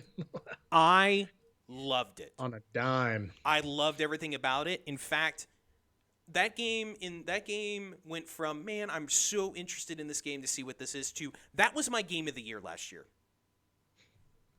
It's so good. I think it's great. You should try it. I would wait till it's $15-$20. I don't know how much it is these days. But when did that come out? That was last year. That was last October. So PS Plus is probably not within the realm of possibility. And it's probably still $60. But if you can find it I wish I still had it so I could let you borrow it. But I sold it after I got it. Or I finished it. I think it's phenomenal. I think you should try it. Again, even if you don't finish it, even if you play it for 3 hours and you're like, I don't fucking get it. Is it on PS Now? I don't know. I doubt it. I doubt it. So that's the game I think you should play. Nice. I think yours is fantastic, and we'll get to that. And one day you should get to Death Stranding, because again, I just want to know what you think. I need to, like, I know 2 other people that played it. One of them liked it, and the other one fucking hated it. I need to know. So next up, it's your greatest moment playing a video game. This one was very hard for me, because I don't have a ton of those moments where I did it and I'm just, because I don't know, like one might be some that I considered was 100%ing Mass Effect 2. Ooh. Another one write that down. was getting my first win in a battle royale game in PUBG. That was pretty awesome. But the one that I think I came around on goes to one of my favorite games of all time, and my favorite RPG of all time. It's finishing Final Fantasy VIII, and the reason why I think that is, one, because I have never put in more time on an RPG before. When was this? This was probably 2001 is when I finally did this. I did everything in that game. There's not back in the PlayStation era, the original PlayStation and PS2 era, like, RPGs didn't really have a lot of side stuff. It was very straightforward. but I did absolutely everything you possibly could in that game. I got every single character to level 99. I got all of their limit breaks. They're all their ultimate weapons. I did Wow. everything, and then finally beating that game was just a thrill. Now, I will say this. What happened at the end of that game, how I beat it, is still, this might be on my list of biggest regrets, which was this. So at the end of that game, when you I'm sorry, go, I've heard this story. This is great. at the end of that game, when you go fight the final boss, which is Ultimacia, you, what I didn't know is that at some point you're probably going to use every character that you have in your full party. And I didn't know that, so I just put all of my summons on my 3 best characters. And so you start to battle Ultimacia, and when one of your characters dies, they get thrown out and they bring another person in. Well, so I'm just wrecking this bitch. I don't know why I had to say that, but I was wrecking this Nice. bitch. And one of my characters in the party, which I do remember who it was Irvine, the gun enthusiast. He dies, and Yes. in walks Zell. Zell is supposed to be the comic relief in this game. He's not funny. On purpose. Like they make him to be like that guy that just wants to be loved, and no one loves him. We all love Zell. If you play that game. So he comes in and has nothing on him. He has the Guardian forces. When you equip them to your characters, that's all about your stats. Is you put those on, it gives you all your percentages and all your pluses and everything. He has nothing. He has nothing. No magic. Nothing. So it gets around to, so really all Ultimacia has to do is basically go up to her and go boop, and he's dead. So it's his turn, and all I can do is his punch. And so Squall, the main character, I'm using Lionheart and just wrecking her. 9,999, 99999, and just going to crazy. He goes up to her and just punches her in the face. And it's over. And it's over. And I'm just like, no, that's not how this is supposed to end, but I'm still ecstatic. So it goes to the ending cutscene. This is where it gets worse. The ending cutscene, it does all this bullshit. And then it shows, hey, where's everybody now? Including this flyover of Squall's rival, Seifer. And this airship flies over, and it looks down at Seifer, and then Seifer looks up, and the fucking game freezes. Oh, no. So I didn't get to see the end of the game. No payoff. So I went online on YouTube or whatever YouTube was back then. Still, though. But even despite those two things, finishing off that game, 100%ing that game is still my ultimate moment. I love Final Fantasy VIII. I think that game is underrated. I love it so goddamn much. That's awesome. I think it's gets shit on.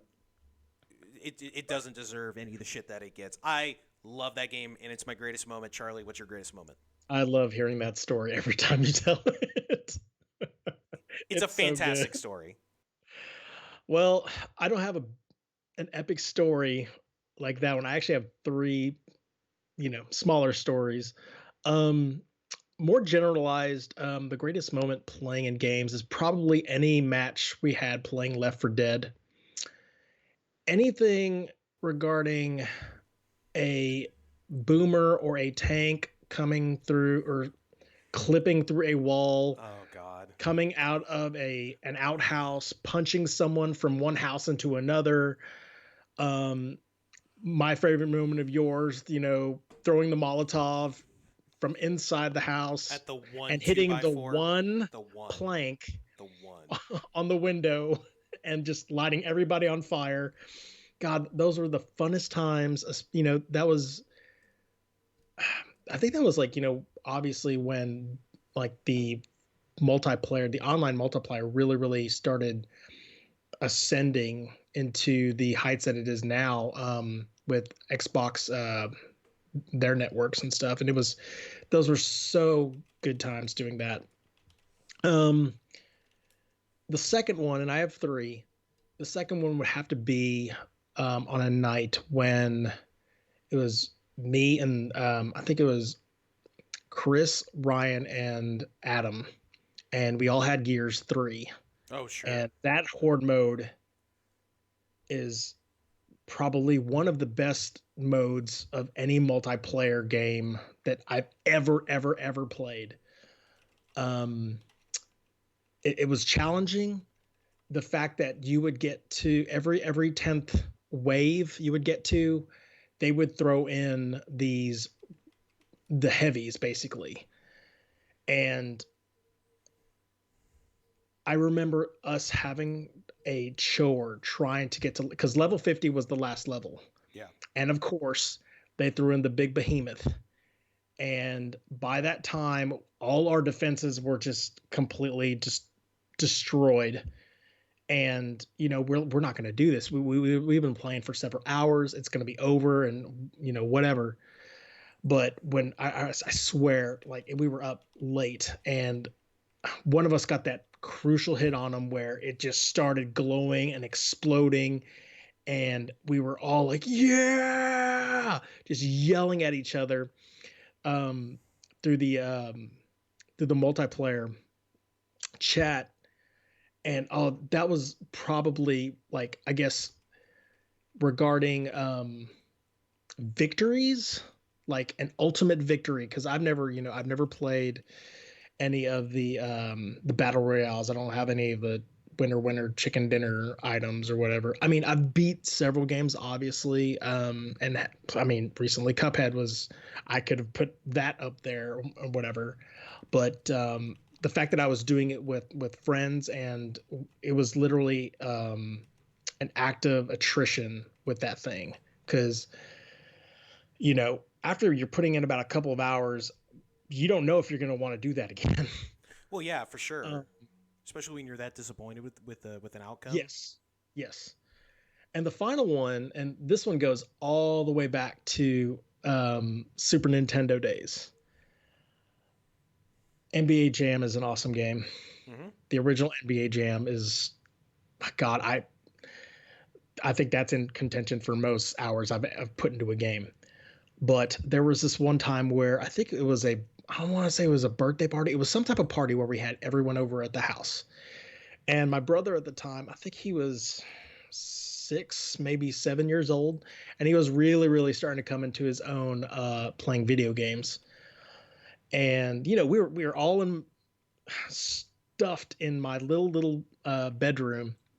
There was no online component. It was all local multiplayer. It was Yeah. we was one on one. We didn't have the was it the four tap on the Super Nintendo, but my brother was, he had a big mouth. I remember him like just getting really, really arrogant that day. Da, da, da, da. Well, we got my cousin Jessica Oh, this story.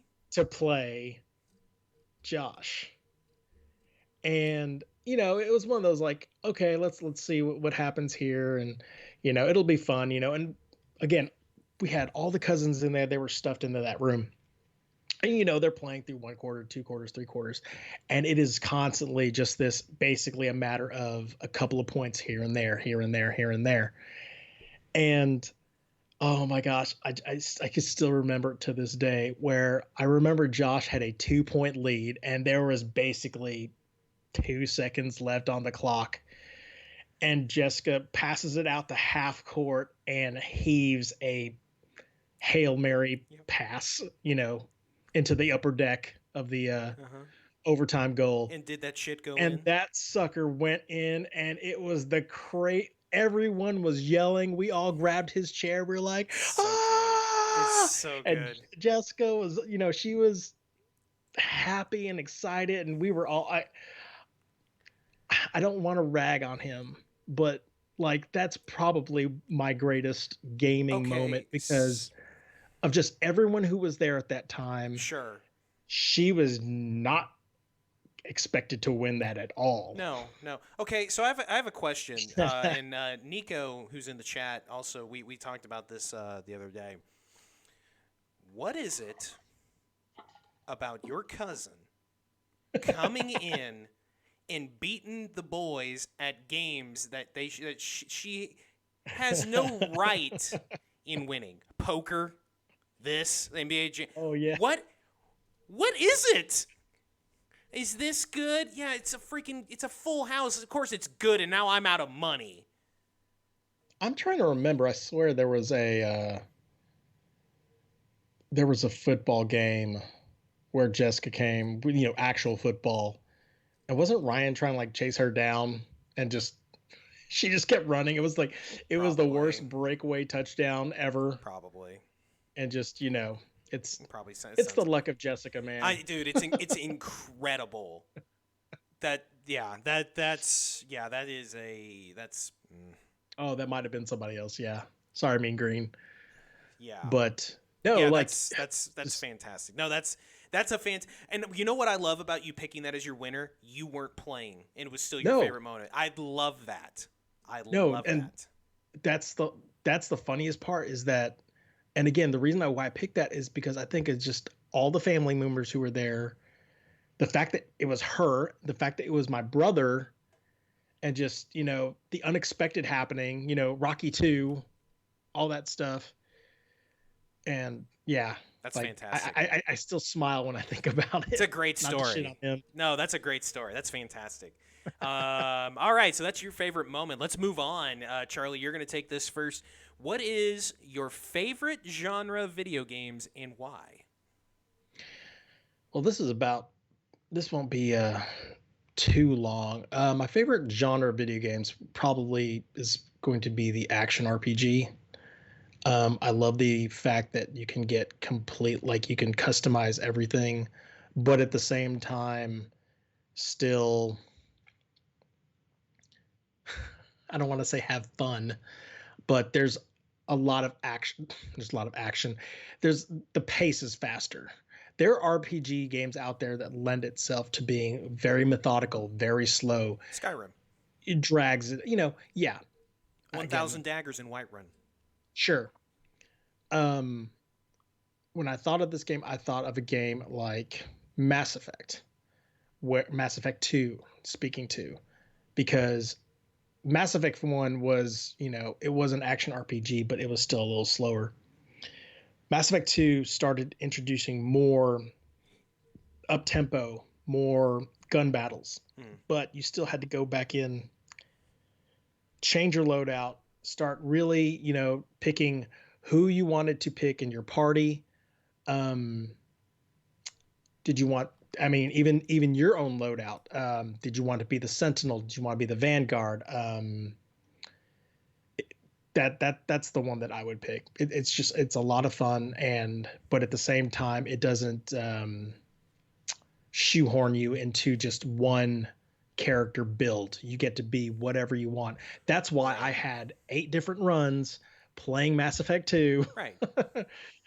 And normally those games do have like a Paragon Renegade system, so maybe I'm kind of interlacing that as well. Fallout. But Fallout, that is same thing. Fallout yeah, series Fallout. is kind of in that same vein. Yeah. I guess there's a little bit more RPG elements than action as compared to like Mass Effect. No, that's a good one. Yeah, that could have very easily been mine. And actually, to be fair, that was actually going to be my answer until I thought about it more. And my answer, and maybe this is just recency biased, man, fucking battle royales, man.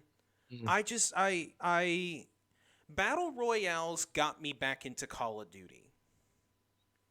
And that's saying something, folks. That's saying something. And I just I the idea of a battle royale. There's 100 people, 120 people, however many people, and you need to be the last one standing. There's something about that you get to be the one. Or if you're in a squad, you get to be the squad. You get to be the one. That just really gets me going. And I shit on PUBG a lot because it's a bad playing game. It just is. But there's a reason why I put that on my list of games I know that are bad, but I still play. There's something about the end game of battle royales that gets me pumped. It makes me nervous. It makes me stressed.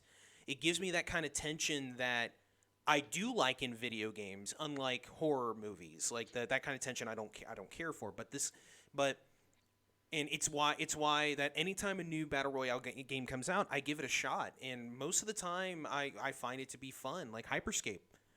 And I like to see what these new ones are doing in comparison to the old guard, because PUBG and Fortnite are somehow now, even though they're only a couple years old, they're part of the old guard. But there is something, Wow. and again, also, another thing it goes back to, it's kind of what we were talked about earlier. When you play with people, it raises the level of whatever you're playing, whether it's Rocket League or a battle royale. And it's not the same type, but Fall Guys is a battle royale game. It just straight up is. It is. And it's cool to see developers looking at that battle royale genre and trying to think of new ways to do things with it, which is what they're doing with Fall Guys.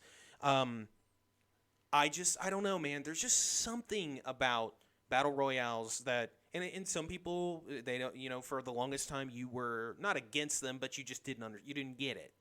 And I get that. There's some people that just don't like that style. There's a lot of people that like the Call of Duty regular multiplayer style of shooter more than a battle royale, and that's cool.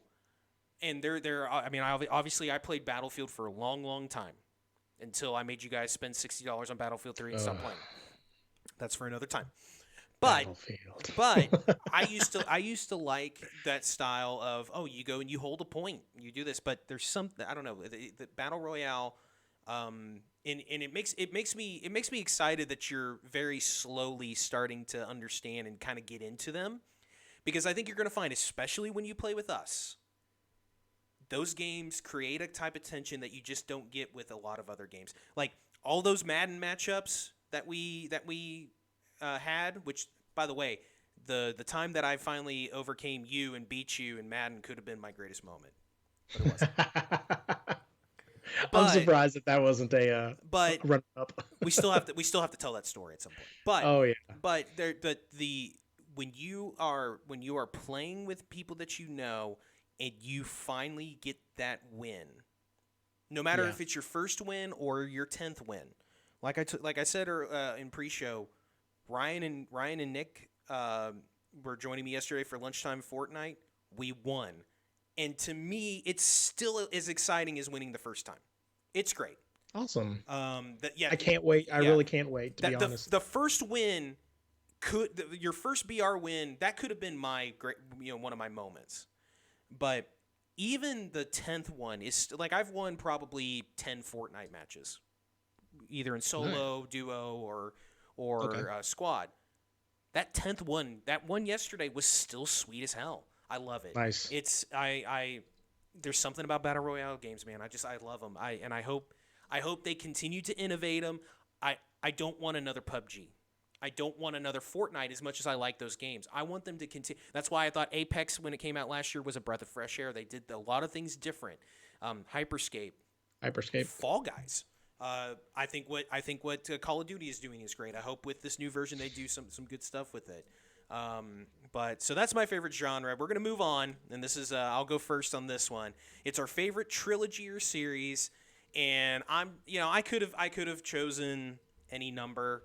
Mass Effect could have been on there, but I haven't finished 3. Maybe I won't, and just keep all the good thoughts. I could have said the Legend of Zelda series. I really like that. I could have said Fallout if I hadn't been so disappointed with 4. But, mine's simple. The Super Mario series. I say what you want about Mario Sunshine, and we can say all we want about it. But they have seriously not made a straight bad Mario game. They continue to innovate on that series. And again, when you go back and you play Super Mario Brothers, the first Super Mario Brothers game, it still holds up. Yeah. 25, 30 years later. It's incredible to me that series could still that game specifically can still feel as good as it does. And Mario Odyssey, which came out a couple years ago, is a fantastic. It's probably the best 3D Mario. We've played Mario 64, we've played the Galaxy games, things like that. But it's so good, and they continue to do great things with that. And That's the one game I really want to play. It's when I get the When you Switch. get the Switch, the 2 games you need to get first, the 3 games you need to get first: Mario Maker, Mario Odyssey, and Breath of the Wild. But it's the Mario series. It's Oh, Mario Golf. yeah, Mario Golf, and that's the thing, is that like the offshoot so stuff, good. like the offshoot stuff is usually pretty good. Like Thank you, Joe Shizzle. Mario Soccer, Mario Tennis. Yeah, say what you want about Mario Kart, some of those middle games not being, I don't think Mario 64 is that great of a game. But the recent ones are incredible. Like Mario Kart 8 is awesome. Oh, Mario Kart. Oh. But I'm talking like the mainline Marios. It's great. Like Sure. Even Yoshi's Island is great. I think Yoshi's Island is a great game. It's a fantastic game. Worst mechanic ever. It's not a great mechanic, but that game's fantastic. But yeah, it looks but yeah, good. the Mario series, really it's just maybe it's cliche, but also it's awesome. It's amazing. What about you, Charlie? What's your favorite trilogy or series? Oh, I'm gonna be like an Oscar winner and literally force you to play me off the stage when it came to this game, or to this answer. So, just my runner-ups. Gosh, I had Mass Effect on there, which surprisingly is not my answer. All the Assassin's Creeds, the Gears of War series. You had GTA, Diablo was GTA could have been on one of mine. StarCraft.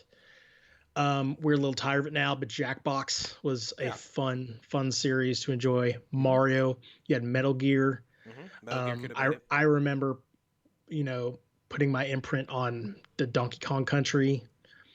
I completely almost 100%ed all of the Batman Arkham games. I'm surprised that's not your answer. Yeah. But in the end, God of War. Yep, that was the other one. Mm-hmm. That was, there's 6 games. 2 of the games kept the PSP relevant. The fact what they did with the second God of War game with the PlayStation 2 is still to this day mind-boggling. I think it's the best looking PlayStation 2 game. That and was it Final Fantasy 12? Yeah. I would have to put those in a tie. That's good too. And then when that literally is the third game is the reason why I wanted a PS3 so bad, even though it was $600 at the time. I know Chris was the first of us to actually get the PS3, and I was so jealous for the fact that he got to play that game first. Because, when it came to a lot of these trilogy or series, I tend to be a completionist when it comes to a lot of that stuff. Even more so than the fact that once the collection had come out, I was so happy that I got to play the PSP games. I never had a PSP, but it looked really, really good on the big screen, and it still played like God of War. It got me into, I went so far as to like reading about Greek mythology, reading the Odyssey again, just to really immerse myself in that world. Even understanding the fact that, obviously Kratos is a completely fictitious character. When God of War, the new one from 2016, was announced at E3, I've never gone from I'm stupid excited to what are they doing? Right. Same here. We talked at breaks. Yep. We were like, how is this going to work? Because they professed that they were going to reinvent this game. To be honest, when God of War 3 ended, I was like, good, we're done. Yeah. I'm good with this. This series does not need any more. And I'd be fine with it. When they announced this game, it was like when they announced Uncharted 4, whereas you're like, okay, we sewed everything up, or I guess Mass Effect Andromeda for the sake of talking about it. Um, it was announced, and you're like, well, why do we need another one? Let's. We got to a point where we're like, okay, we like these IPs. Let's come out with some new stuff to keep us, really, really zesting for more video games. And then the the trailers started coming out as years came by, and I could not believe that they pulled that off. Right. They completely reinvented the game, but still continuing the lore of Kratos. Yeah, and I think it's to me the most incredible thing about that is that they when they first announced it, they talked about how, okay, we're gonna reinvent God of War. We're gonna continue the story, but we're gonna reinvent it. And you and I talked about this on our breaks, which are the seeds for this podcast, of course. Yep. That we were like, okay, are they really going to reinvent this? They say they're going to, but is it just going to be, oh, they tweak this and this, but he's still got those damn chain fucking whatever swords or whatever those fuckers are called. Um, The Blades of Chaos. yeah, whatever they're called. Yeah, the Blades Well, of Chaos. are you But ever going to play this game? yes, don't spoil anything. Okay. But not only did they hit that promise of this is going to feel different. Yeah. They did it, but they also, and again, this is all hearsay. I haven't played it. I'm only basing this on what you've said, what our friend Cody has said, what other media outlets have said. They nailed it, but they also were like, hey, do you remember why you really liked God of War? We still kept that structure of that, the foundation of it, and they also made Kratos a fucking character. Yeah. Because in the original God of War series, Kratos is just an angry dude that kills. He's a shit. raging weapon of destruction. And that's all he is. And they made him a fucking character. Yeah. And they added way more story to it and better fleshed out story than God of War. Again, God of War, it was just like, hey, Kratos is fucking mad. Yeah. Go be mad for him. I do want to correct myself, because in just talking with you, I totally had forgotten about God of War Ascension. And oh yeah, that was the fourth game where it was like, yeah, that's the one. It was God of War Ascension. The new Gears game had come out without Marcus, and you were like, why are they coming out with another one? They had everything sewn up in a bow. Yeah. I profess, unfortunately, I have not played that game. I think that's probably one of my completionists. I've got to go back and play it. They remastered it for PS4. But it came off not of just the fact that okay, they created this trilogy and now it's, all said and done. They came out with another game that no one really, really wanted at the time. Yeah. And then they're like, hey, here's another one. Yeah. But it's nothing like you've ever seen before. Let's change all the mechanics in it. Yeah. You're using the triggers instead of, the face buttons, which I thought was gnarly. Yeah. And really, really innovative. Sure. You have your son who you're playing with. Boy. In the game. Yeah, boy. That's all he is boy. The world there is, we got enough of Greek mythology to the point where even I was starting to get tired of it. Right. And they take him to a whole brand new mythological world that, to be honest, I don't know if a lot of games have touched upon, save, Vikings or whatever, where it's all Norse mythology. Yeah. Well, in it, one thing that the God of War series has always been, and they absolutely showed it in this latest one. You said it with God of War 2. They took whatever console those games were on and just used every ounce of it. Like God of War, again, we had our argument, if you want to call them arguments, with comparing Red Dead and God of War, which is a completely unfair and stupid comparison. Sure, yeah. But that game It was us is holding our dicks out and be like, fucking ours is better. right. And the funniest thing about that argument is that we were arguing two separate things, Yeah. and we're just being stupid. But no, but the they're so beautiful, and like even that first God of War, it was like, holy shit, this is what the PS2 can do. And yeah, they like I still think that in terms of I think the in terms of what game looks the best and everything. Yeah. I think when you're talking about especially games that are made by the first parties, there's no game. Maybe Last of Us 2, but again, I haven't really played that, and I've only seen I it. know. But the nothing comes close to it. Yeah, third parties have done some. No. Like I said, the Red Dead has done incredible things with it, with what they've done, what they did with it, and I talked about Death Stranding and just the graphics, but it's super colorful. Which is weird for God of War, because like God of War was all about real kind of drab and dry and sandy and maybe red because of blood. But other than that, it was very gray. Normally in and hell. right? A lot of time in Hades. But yeah, it seems like, again, I said it. It's the game that I need to play, that I wish I have, and I'm going to get to it one day.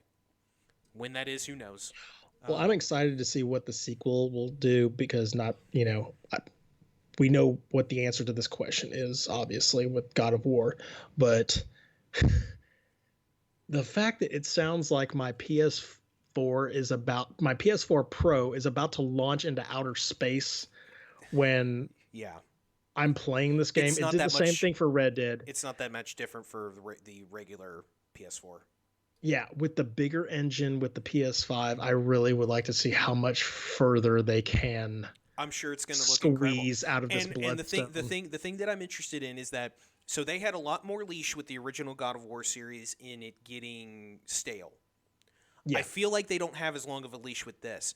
If God of War 2, this God of War 2, is exactly the same as 2017. It was 2017? 2016. God, it's been that long. Fuck. Yeah. Then it's gonna be real life looking. That's what Joe Shizzle says. Yeah, you're gonna start hearing what people said after Ascension. Is like, do we really need to do this again? They need to innovate on top of God of War, and I hope they do. And I don't have any doubt that they will. Yeah. I'm just saying they need to do that. Yeah, they'll turn it into a battle royale. It's 100 Kratos fighting each other. 100 Kratos drop on an island. I would fucking play that game. I'm just saying. That's fantastic. No, you're right. I think that's fantastic. And God of War in general, the series, I really liked the first one, but I never got into it like you did, like Chris did, and like a lot of others did. I was one of those where I appreciated it from a distance. God of BR, free to play. Yeah, I'd play that free to play. But yeah, that's fantastic. All right, let's move on, because again, you could talk God of War forever. Yeah. Oh yeah. We've still got now, 2 more questions. Yeah, and these are the big ones, and this one, Charlie, is going to be yours to start. Mm-hmm. Who knows? This may be the same answer. Your favorite game of this generation. The generation's almost over. This is it. I know. And so, of this generation, the Xbox One, PS4, Nintendo Switch era, what is the best? Not the best. I mean, we're talking. What is your favorite? Okay. What's your favorite game of this generation? I'm glad you say favorite. Yes. Not necessarily. I have 4 games. I have 4 games listed here. That's not how we do this. I know. No, I know. Go ahead. Again, you're gonna have to play me off. Okay. All right. Josh, you're really close. So just to let you know, I just changed my answer. I know. So again, I have 4 games here. Doom was great. Mm-hmm. What they did with that thing, I couldn't believe what they did. Doom was great. You want to talk about God of War coming back and being incredible? It's shocking that Doom was that good. Yeah. Hitman, as I've said before, is a game that I could play over and over and over and over again. Mm-hmm. That is great. The late entry of Cuphead, Sure. Honestly, as much as I say that I'm not going to touch that game for a while, I still have an itchy trigger finger right now. I'm like, maybe I can do this in expert mode. I really want to see what that feels like. Or try to I do it miss with the all hurt. A pluses. My the wounds haven't scabbed over yet quite enough. So, but I would have to say, so I'm a comic book reader. I've read comics since I was a kid. The fact that they perfected playing Spider-Man, Hmm. Marvel Spider-Man on the PlayStation is Yeah. flawless Hmm. to a point. Obviously, people have criticisms regarding like, oh, story this, da da da da da. I remember when they came out with Batman Arkham Asylum. Hmm. Played through it. I loved that game. And then all I thought of in the back of my head, kind of like what the Skyrim Fallout 4 metaphor is, was, oh, how great would this game be if Rocksteady made a Spider-Man game? Sure. Insomniac pulled it off, Well, they pulled it off and did it better probably than what and Rocksteady would have done. yeah, and it's bright, it's fun. I feel like Spider-Man. I can Yeah. do It's anything stunning. I It's a want in stunning that game. game. The story, that story, I how do I put this? I'm closely more connected with this story than I am probably with the newer Spider-Man story, because I read Spider-Man when Peter Parker and Mary Jane were a thing, Hmm. and it goes further than that. Obviously, um, I really want to see where it goes from here. The villain count was fantastic in this game, Yeah. and they weren't just like one note. Um, I don't know how to put that. Yeah, just they weren't. It wasn't just They one weren't note one boss note battles yeah, they and weren't one yeah note characters. characters. Yeah, Yeah. you had phases, and you had even portions where you had to fight multiple bosses. Hmm. Um, the customization was great. The ability to use different types of abilities and weaponry, and I mean, I can go back in that game right now with New Game Plus, play with everything, and play it at a different from a different perspective, different gameplay, different style, and have it feel like a whole new Spider-Man game. Yeah. I like And the the fact that it's my hero and they well, did that yeah, with, and they it's just made yeah, your they not only made your favorite hero into what becomes your favorite comic book video game. It's one of your yeah, favorite video games ever. yeah, And I love the costume yeah. selection. I love that. I didn't like Batman it at first. Batman does that well too. Yeah, I But didn't like it at first because a lot of oh, I purists are loved like, it. "Oh, I what are thought it they was so doing with cool. this? What is this white stuff or whatever?" But I get it, and the more I played with that costume, I started really Yeah, liking it a lot more. yeah, and yeah, that's another one that I missed. Yeah, And yeah, that it I'm I'm glad that they brought Spider-Man back as a video game, like, because those old PS2 games were really good. They haven't made a good one in a long time. and Um, Xbox and and PlayStation 2 ones weren't. well, Mm, and again, it was kind of one of those things where when it was first presented, um, at that E3, whatever it was, in 15 or 16 or whenever, probably 15 is when it was announced. yeah, Um, it was another one of those, is like, okay, they're bringing back Spider-Man, and it sure does kind of look like those good games, but are they really gonna pull it sure, off? And then they did. Um, just a banner year for Sony that year. yeah, they Uh, killed it, man. yeah, I mean, there's a reason why they are a force in this generation and Xbox isn't. Because their first party stuff is way better than Xbox. And Spider Man is absolutely that.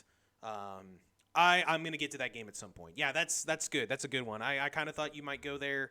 And I'm glad you did, because I'm glad that you got the Spider Man game that you always wanted. Yes, thank you. Mine of this generation is not a surprise. It's Death Stranding. No, it's not. Oh God. No. Mine is no surprise from that same exact Use that year. once. From that same year, we've argued about it 100 times. It's Red Dead Redemption 2. Um, I played a ton of Red Dead Redemption 1. I never finished it. I know how it ends. I know how all that. Mm. I mean, I basically know how it ends. Gosh. Um, I am a Rockstar guy. I love Rockstar. I love GTA. Pretty much most of the things they do, I'm all in on. Um, but Red Dead, I've never had a character in a game grab me like Arthur Morgan did. I think he's an incredible character. He's a super flawed character. He's flawed in the way that he does all these bad things, Yeah. but he knows they're bad, and he wants to do the right thing when he can, but he just can't. Yeah. There's an early scene where you go and visit his former, I don't know if it's a wife, but it's a girl that he loved, and Yeah. it's really sad in that he wants to be with her and he tries to be with her. You go on a date with her, but That was funny. That was a good one. yeah, you go to that theater, Mm-hmm. and you can't, you're just not able to get past your past. Yeah. The characters in that game are so good. The secondary characters, I mean, Dutch is so good. Like, he's such a great, we won't get too spoiler heavy. But I mean, Dutch is essentially what turns out to be the antagonist of the game, and he's fantastic. He's incredibly varied in how much you love him and then hate him, and then, oh, maybe I love him again and then hate him. I think the story is really good. I think it flows very well, and I think the ending of that game is very good. I there's probably no The need. island. The island is bad. The island chapter is a bad chapter, and it's very obvious that they ran out of time making that game and just was like, well, we got to have this here, so it's going to be here. It's a bad section of that game. And I wonder if they had more time, I there'd be think more exploration absolutely. on that thing. I think that chapter would have been longer had they had more time. But aside from that, the world, for a game that takes place in the early 1900s, that game is surprisingly full of things to do. Yeah. And I mean, you talked about how you played hours of poker. Yeah. I could never play that game because I would end up in a poker game. And again, we've had our arguments about it, but the game is unbelievably gorgeous. No, it is. And It is. The motion capture is phenomenal. The voice acting is phenomenal. The way I think the way that it ends, we won't spoil what happens after the game ends or what actually happens at the end. I mean, the game's 4 years old. What do you think? Mm. You know what? Let's not. But they should play that game. I think. Oh yeah, because Ryan's in here, so we won't do it. But the way that game ends and what happens post credits, I think is phenomenal. Yeah. I think it was a great thing that they did at the end of that game, and it's just it plays great. I mean, there are things about it that are like the fucking body count in that game gets way up there, and it seems unnecessary. But there are moments in that game that I mean, we always talk about Giant Bomb, but when they talked about moments in that game, they could have put 3 moments in their top 3, and I think it's absolutely true. Like that, I just the way they use music, the way they use that Willie Nelson song is incredible, and. It's just a fantastic game. There's nothing this generation that has come really close. I could have put Breath of the Wild in there. Sure. I thought about it. Mario Odyssey is great. Any of the BRs that I've played, but man, Red Dead. I still think about that game. Like, not just, oh, that game's great. No, I think about what happens in that game, and just it's so fantastic. And it sucks that it's probably going to be another 10 or 15 years before we get another one of those. So that's my favorite game of this generation. So now, ladies and gentlemen, we are to the final category, which is our favorite game, not series, game of all time. And I am first. And mine is probably obvious just because of just kind of how this has gone, but it's still, Super Mario World is a game that took an already great series, Super Mario Brothers, and just exploded the way that you play those platformers with the worlds and not only the worlds but the multiple exits, the collecting quote 120 stars, which in that game it was the 120 exits. Yep. No matter how much I think about other games that could have made this, I mean, I could have put Breath of the Wild on here. I could have put Red Dead on here. I could have put Mass Effect 2. I could have put Suikoden 2. But every time I kind of thought about those games, it kind of went back because, Super Mario World, I said this on a previous one, I can play that game anytime. I could fire it up right now and just go. It's still perfect. And there are very few games that you can say are perfect. But to me, this is perfect. And it's why when I play like Super Mario Maker 2, I generally will pick a Super Mario World palette. Yep. Super Mario 3 is a fantastic game. Super Mario 2 is an underrated gem. And like we talked about, Super Mario Brothers 1 still holds up today. And some of the later Marios are great. But there's something still perfect about Super Mario World, and I love it dearly. And it may end up going down as my favorite game forever, even with another 20, 30 years of gaming. So that's all the memories that you can conjure up. Well, yeah, from this thing. Well, and that's another thing is it could be based on time and place, being a kid, but also video games in the last just 5 years have gotten way better, more immersive, and better playing in general. But there's still nothing that compares to me to the joy that I still get from playing Super Mario World. And it's the first game that I ever 100%ed, even though it took me many, many years to do it. But it's the first game I ever 100%ed, and there's a reason for that, because I can play that game a million times. I love that game so much. Charlie, what's your favorite game? That game is great. Yeah, what's your favorite game of all time? Bring it home.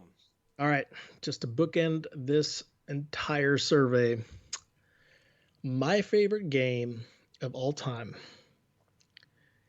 is Doom 2. Okay. Some would argue that this may not even be the better of the Doom 1, Doom 2 duo. Yeah. However, I remember,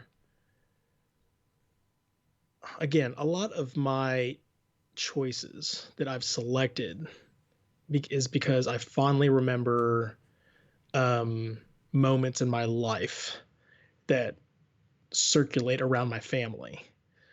I remember when my cousin, who is 8 years older than me, 7 years older, 8 years older, he had this game on the PC. And I remember the first time looking at it, I was a little boy, and I remember him turning it off immediately. It was like, okay, wait, am I not supposed to watch this game? He had played PC games in front of me all the time. We played a football simulator. We would play the Nintendo all the time, but for some reason he wouldn't let me see this thing. Right. Which, when you find out, you're like, oh, okay, that's why. This game, to me, it was like I graduated from little kid playing. Right. This is the first time I played a game that had cheat codes in it that I used frequently Mm. to, break the game. And Yeah. I never knew games could really do that unless you had like a Game Shark or something, Oh, Game or Shark. you Awesome. got the codes from the Nintendo Power. Yep, got IDDQD, IDKFA, ID Clip, all those codes. I can play that game now and still have the same feelings that I had when I was a teen. I remember trying to get that game as fast as I possibly could. I had a Tandy 1000 that didn't really have a hard drive. It was disk. It was driven from a disk system. Yeah. I remember borrowing my friend's Game of Doom, which was on five, 3.5 floppy disks. By the way, yeah, that stack. Hell Yeah, yeah. stack. R.I.P. floppies.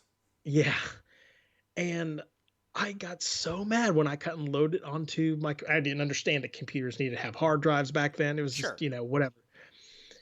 But then I remember there were copies of it on PC World or whatever when there was you would get the little shareware disc, Yeah.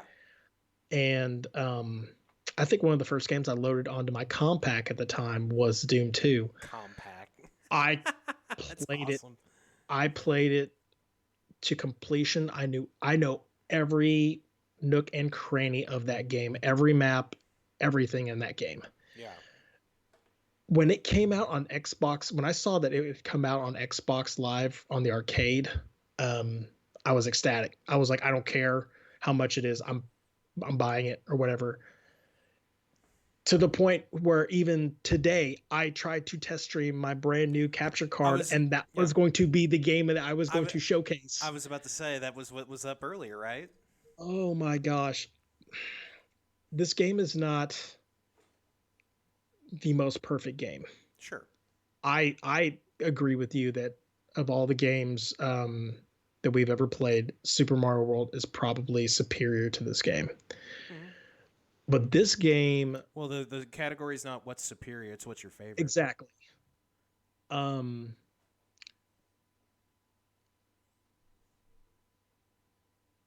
there is a definite a time suck to this game Mm-hmm. that it looked like I lagged out for the first second. For a there, second, didn't I was for a second, I was like, yeah. For a second, I was like, did he freeze? No, I was it's hard to capture the perfect words for this, regardless of my brother wants to Well, say my dictionary. right. Well, I think the biggest thing, and I think it's the reason why you and I both selected games that are much older. It Yeah. it brings us those memories of one, like you were saying, where you saw it first, Yep. but also just all those different times of playing that game and how it made you feel. And again, games are way better developed these days, and obviously they Yeah. look way better, but there's very few games these days that give you that feeling. Like Red Dead kind of did that for me, but God of Yeah. War and Spider-Man kind of do that for you, but kind of in different ways though. Sure. Like Spider-Man for you is like, this is what fucking Spider-Man would look like if he was fucking flying. Hell yeah. Yeah. Um, It's comics come to life. exactly, but like the time and place thing is and again, it's why I'm super glad that you picked a game of this age, of that age. Yeah. Funny quick aside, Doom 2. You want to know where I was introduced to Doom in general? I was introduced to Doom 2 first. I didn't, Sure. I wasn't a PC guy at all, so I didn't know anybody, so I never saw Doom. When I was in high school, in the computer lab, someone loaded Doom 2 onto the computer Oh, network. same thing with us. That and SimCity 2000. So we would be in computer lab, and while the teacher's up at front being like, you put your keys on home row, ASDF, we're sitting there loading up fucking Doom Yep. 2, playing Doom 2 with no sound on, of course. But that's where I was introduced to that game. And again, like I didn't know shooters back then. Yeah. Shooters to me were side-scrolling Earthworm Jim, Contra. Yeah. you know, bullshit like that, which are all great That's right. games. But it was like, wait a minute, this is in the, it's basically my view. Yeah. And it was fucking rad, and the music was fucking. It was basically, it was like the fucking Tool of the day, and like the Iron Maiden, Black Sabbath. Yeah, so Alice in great. Chains. And like I never got into Doom as deep as like you did, and everything, but Doom fucking matters, and it mattered back then. Sure. Have you ever read the id Software book? Oh, Masters of Doom. Masters of Doom. Fucking incredible book. Yeah. I kind of want to read it again. Maybe I'll read it again and I'll review it one time. Yeah. It's Doom in general, but yeah, Doom 2. That's a fantastic choice. I'm so glad you picked that. I'm glad that you didn't pick Spider-Man or God of War or something like that. Not that I'm shitting on those games, but I'm glad that you also went kind of retro like I did. That's fantastic. Yeah. Holy shit, dude, that was fun. That survey was cool. Now, here in the future, when we get guests on, we're gonna do a truncated version of this with our guest. But that's gonna do it for that survey, the games of our lives. That was a lot of fun. Got to put our brains together for our next feature. Yeah, we got a topic of the show next week that I have no fucking clue what we're gonna do. We better figure something out. So what's going on? To be determined. To be determined, but very much so. So with that, we're gonna move on to our next segment, which is the mailbag.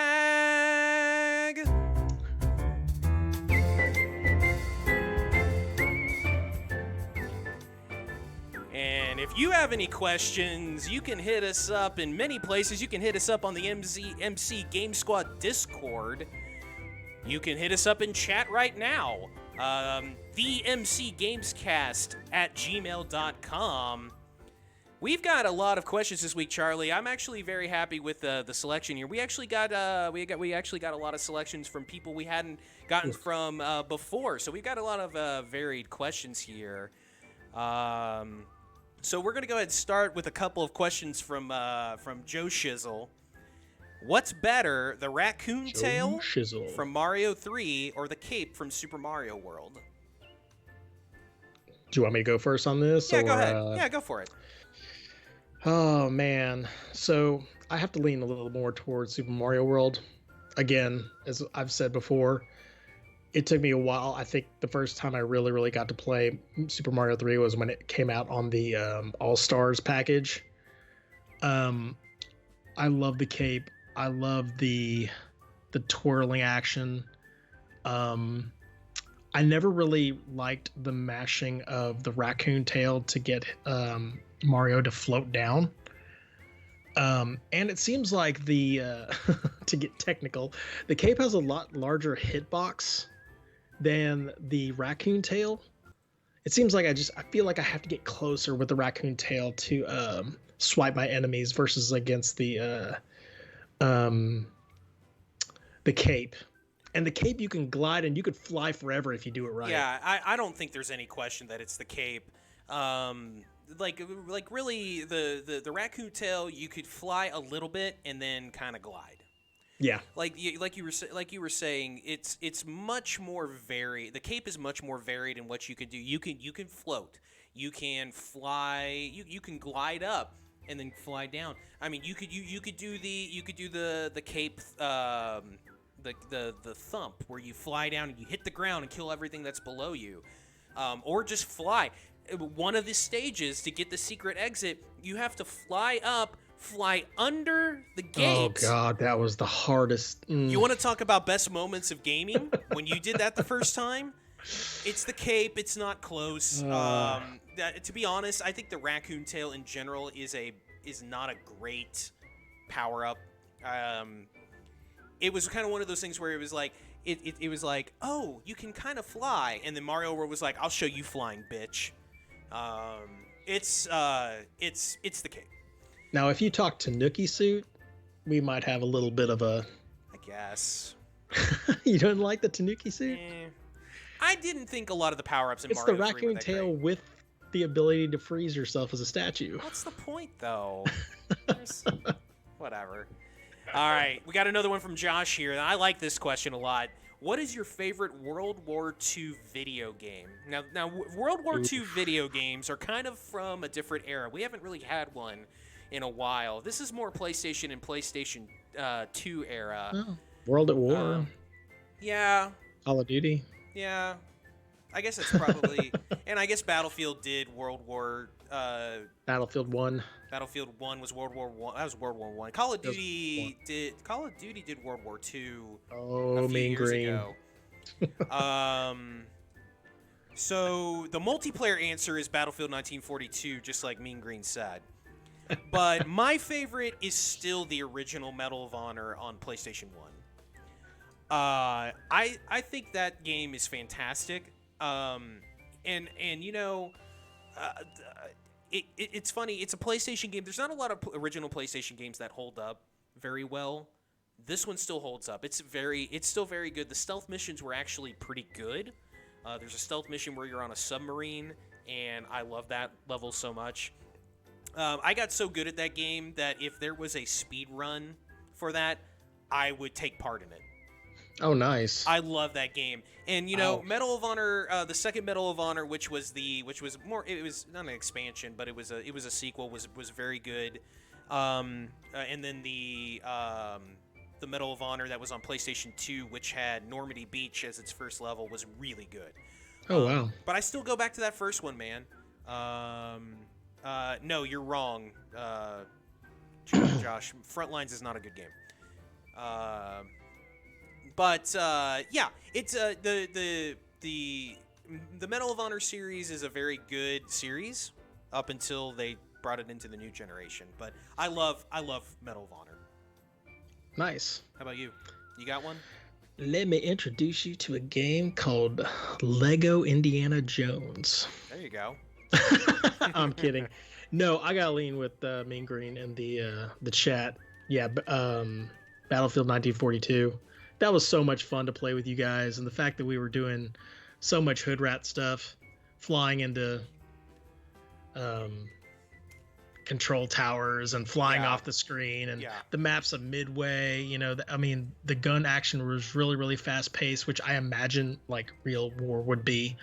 And it wasn't that a Summer of Games game?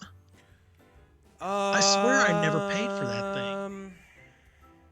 No, the Summer of Games was not a free thing. That was just a list of 5 games, and they were all like $10. Sure, but I swear, like, I don't think I ever paid for that game really, and it just somehow showed up in my library or whatever. I don't remember. I don't if remember. I did, it was very minimal. But the fact that it did all those things, it was so much fun to play online with you guys, and for a nominal fee. We had tons of hours of fun playing with that thing. I got every achievement in that game. And at the time, I really wasn't like a first-person shooter person. I was like, well, sure, I'm horrible at this, but it was fun to be horrible at games like that. It's interesting. Ryan and I, a couple months ago, fired that game up. It's still good. It's still really good. Yeah. Josh, you're right. Hush. Yeah, so that's cool. Yeah, maybe it is just Battlefield 1942. Maybe that is the answer. All right, let's move on. We got a question from Ryan, Mean Green, in the chat. Again, this is not best. This is our favorite. What is our favorite console of all time? Oh, brother. You want me to go first? It would be the SNES. Yeah, I agree. It's the SNES.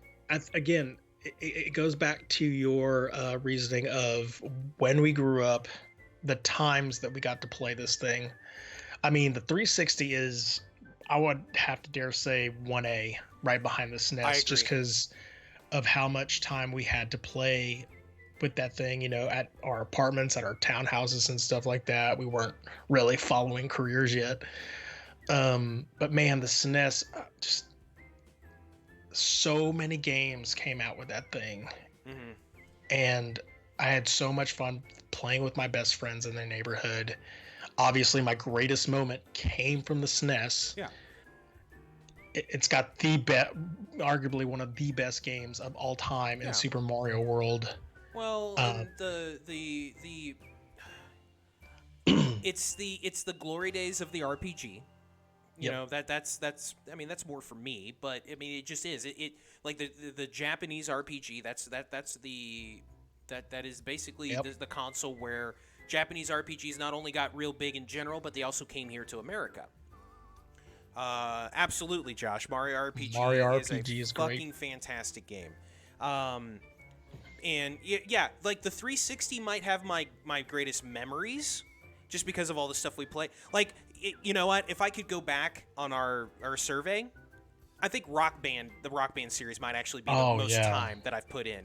But just the I mean, you have Rock Band, you have the 1 versus 100. Mm-hmm. Like what Microsoft was kind of doing back then with the 360, they were taking chances, and it's kind of a shame they really didn't this generation. But oh god, oh no, oh boy, oh. Call 911. Oh, Jesus. We're losing him. I'm just getting so choked up about 1 versus 100. Yeah, like in, you know, like shout out to probably a top 3 for me, the Nintendo Switch, and that's just mostly because they took what the Nintendo Wii started and actually shut up, Josh. Sorry, for those of you not in the chat, there was just a life alert put on there, and I had to crack up about that. They took what the Wii U started and perfected it. It is literally a home console and a portable all in one. And I love it, and it's fantastic. But it's the SNES, and I love the SNES so much. Let's move on. We've got was it 360, the Switch? Let's not forget the PS2. I mean, the PS2. What it did. This is what it did. The PS1 did. The PS2 is the first console I ever bought on the first day and waited out for, and it was worth it.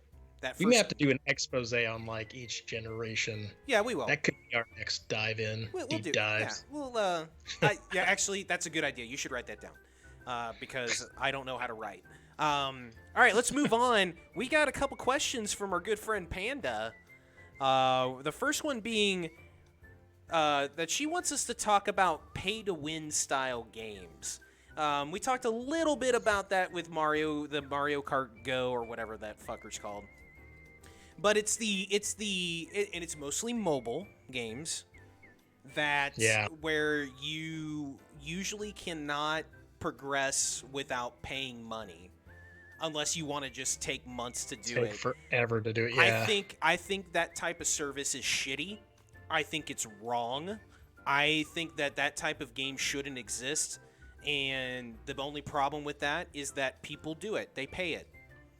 I refuse to play games that have that. I don't mind a game that's free to play that has, hey, do you want to get this? Like cosmetic stuff. Battle Royales are exactly that. It's free to play. You can buy stuff for it, but it's all purely cosmetic. It has no bearing on your actual game. I don't mind stuff like that, but if you're going to tell me, hey, you can get this real sweet Call of Duty gun that is way more powerful than the normal one if you give us $5, fuck that. That shit sucks. Yeah. I can't stand that kind of thing. And hopefully that shit goes away soon. I agree with you there, and I understand why the companies do it. They're trying to make as much money as they can. And they do. I really, really wish that there was some type of filtering system in the matchmaking play where it can basically look up your account, and if you have purchased anything on a set list of game improvements, better guns, like you were saying, it separates you from are the rest, separated from the other but pure, they don't do it. pure They players. don't do it. Exactly. That's it's wrong. if you want to, dump all your entire paycheck into it, to beef yourself up. That's fine. You Don't you play with play me. in that Yeah. arena. Don't play You with don't me. play in the arena where other people are spending hours trying to get better Yep. naturally. And most of those mobile games don't do that. And it's Correct. wrong. So Unfortunately. fuck those Yeah. games. All right, we got one more here from Panda. This one's kind of a general, talking about cheating in games. I didn't get a lot of explanation of exactly what she was talking about, so I'm kind of thinking of this as more wide-ranged. Putting in your cheat codes if you want to, especially in the old school games, you're up, down, down, blah, blah, blah, like that stuff, whatever. If you want to do that, that's fine. But if you use cheat tools in video games, shooter games where you can see through walls, go fuck yourself. Like, what is that? like, she also wanted to know, is like, why do people do that? What it is Sure. it's people that are bad at games that want to feel like they are good at them. Well, they're just not. Camping, I don't think camping is necessarily cheating. Josh said camping in the chat. I think that's bullshit and you shouldn't camp, but it's not really cheating. But yeah, hacking, modding your games, it happens a ton in PC games, less in console stuff.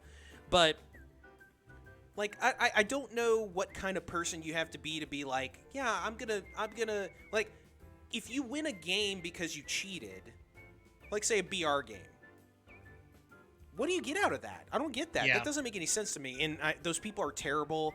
I'm really glad that developers have gotten better about finding out who these people are and banning them. And I hope that stuff continues to get better because, man, fuck those people. Yeah, if you want to use a Game Shark, fucking go for it. Yeah, like if it's a game that it's your own adventure, you're not sharing it with other like real people. If you want to just, what was it, Grand Theft Auto, where you would literally just get all the weapons and all the rockets and just have, do hood rat stuff and blow shit up, stuff Yeah. like that, and have a good time. That's fine. Oh, yeah. I wonder if she's or he, I'm not sure. She. I wonder if Panda is referring to, like, do you remember the quick scoping issue that Call of Duty was having in their match plays, and just people were able to exploit that mechanic. I think in that case that's shitty. But if the game allows you to do it, then I mean, what are you gonna do? Like, I think it's crap, and I want those developers to put that stuff out of those games as quick as possible. But if the game allows you to do it, then what do you? Yeah. I mean, it's in the game. EA Sports, Correct. It's in the game. And I agree with you there too. Is that, like, there is a reason this, like, I would presume that these games go through a ton of testing, and they found it out. Yeah. And they were like, well, this is in the game, but how is this going to be for, like, multiplayer action or whatever? Like, we'll keep this in there, whatever. If they happen to find it, it's an exploit that if you jump on top of it, that's great. Me, I was never good at the game. Obviously, I got quick sniped a lot, and I gravitated away from that. That was such a bad era for PC shooters. It was for cheating and kind of exploits like that. Yeah. If you're cheating, go fuck yourself. Yeah. That's the message. That's the MC Gamecast message. Go fuck yourself. Oh no. Let's move on. We got a couple more here. We got a couple from the man himself, Nico. This is really funny. If you could have dinner with one streamer, who would that be? My answer would not be fair, because this person was not originally like a big Twitch streamer, and it would have to be Dan Reichert.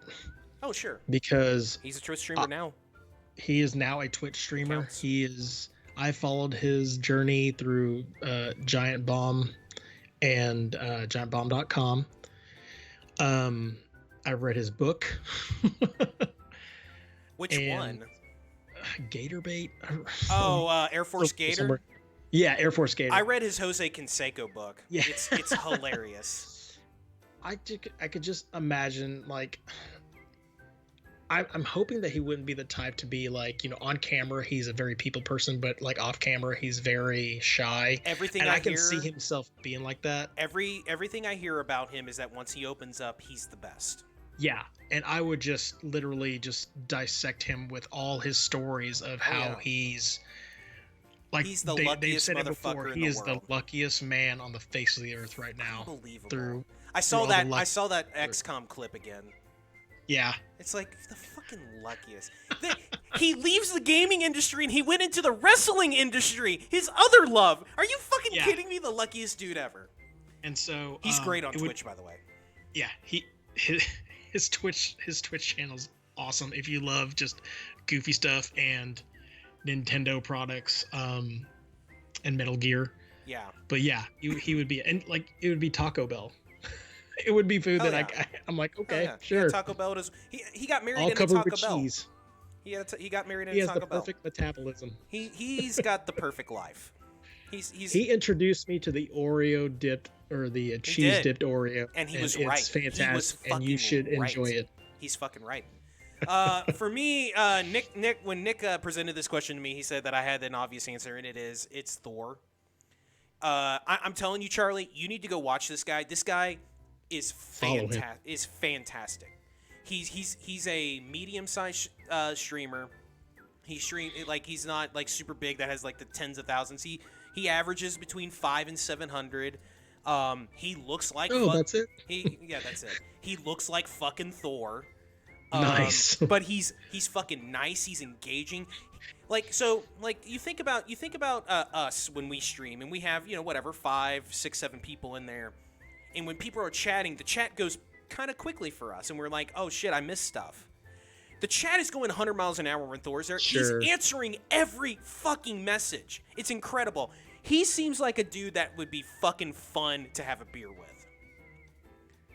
I mean, he just like it's great. Also, you know what other streamer I'd like to have dinner with? I'd like to have dinner with you, Charlie. Well, yeah, man. I make a mean steak. Hell yeah, man. In the shape of a heart. In the shape of a heart. That's right. All right, and we got one more from Nico here, and then we got one more after that, and we'll finish this up. So Nick had an actual. This is a really good question. Will we see the end of physical media in gaming this coming generation? I think the answer is this generation coming up will be the last one. It's not going to end during this one, but this is going to be the last one. And I think what's going to happen is that after Series X, after PS5, all gaming is going to be streaming. You're gonna download an app to your Roku or your smart TV. Edgar Renteria. Yeah, fuck GameStop. fuck GameStop with a wooden spoon.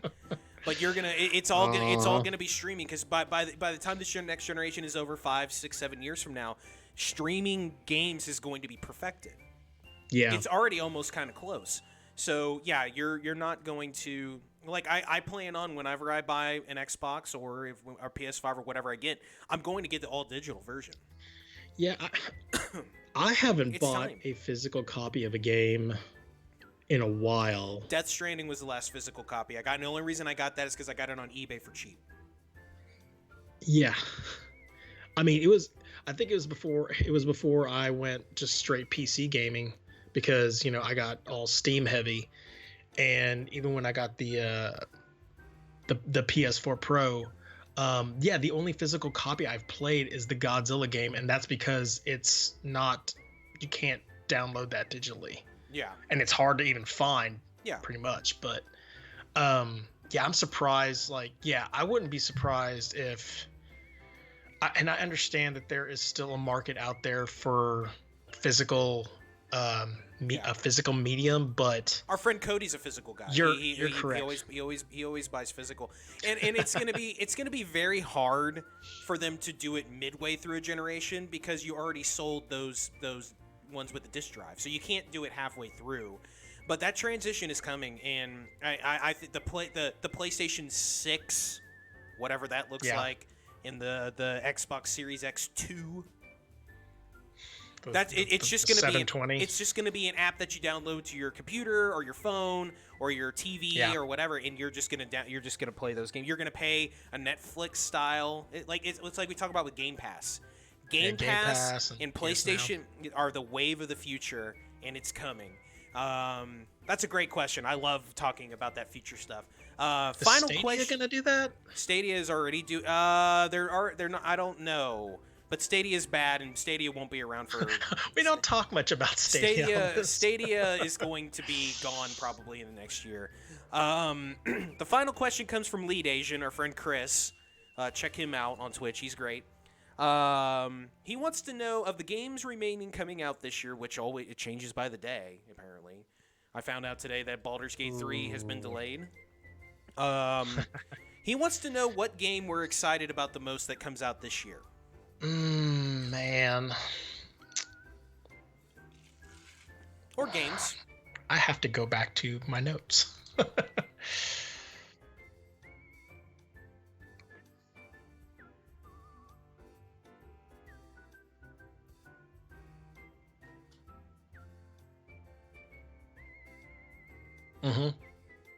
Oh yeah, Spelunky 2.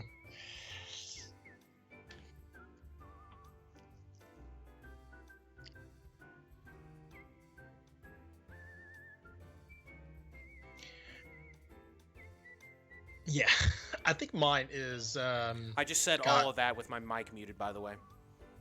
I heard you. Oh, but they didn't hear me. Oh. I'll just say it again. The Pathless. Fuck. Yeah, mine would probably have to be Death Proof. It looks really, really good. It's a really, really brand new IP. Do you remember when We Happy Few had come out? Had been teased on the for like Xbox and Microsoft. Right. And it has that. I have that same feeling. That it is a brand new world to explore, and it's that same gameplay that I enjoy with past games. And the art style of it looks ridiculous. Yeah, it looks and fantastic. it is just, it's my cup of tea. That I hope that makes it this year. I hope so too. That, I mean, Crash Bandicoot, obviously Spelunky 2, because I'm willing to play Spelunky 1 like now. Yeah. But yeah, those are the games I'm looking forward to. And of course, there's probably gonna be a surprise game that comes out, an indie game that we're not expecting, and by the end of the year, we'll be like, oh, look, there's our game of the year, that kind of shit. Well, all right then, folks. That's gonna do it for the mailbag. Thank you for all of the questions this week. We enjoyed the varied questions. Thank you so much. Get them in for next week. And we'll get those answered on the next mailbag. But now we are here at the final segment of our podcast here. It's been a great podcast, Charlie. Fantastic. You've been great. You've been just. It's been good, man. It's been a marathon today. Now I left my mic muted for a good 30 seconds earlier, but that's fine. Sometimes you do things that are really fucking stupid. But we're gonna end it with a little segment that we like to call Scattershooting. Ladies and gentlemen, here we go.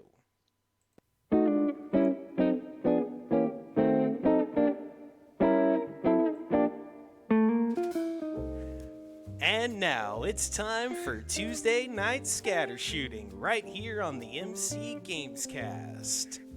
Thanks a lot there, announcer. We appreciate you very much. Ladies and gentlemen, it is time for Scattershooting, brought to you by twitch.tv/Team Llama Squad and twitch.tv/Charzar81. Scattershooting and wondering whatever happened to Prince of Persia. Ooh.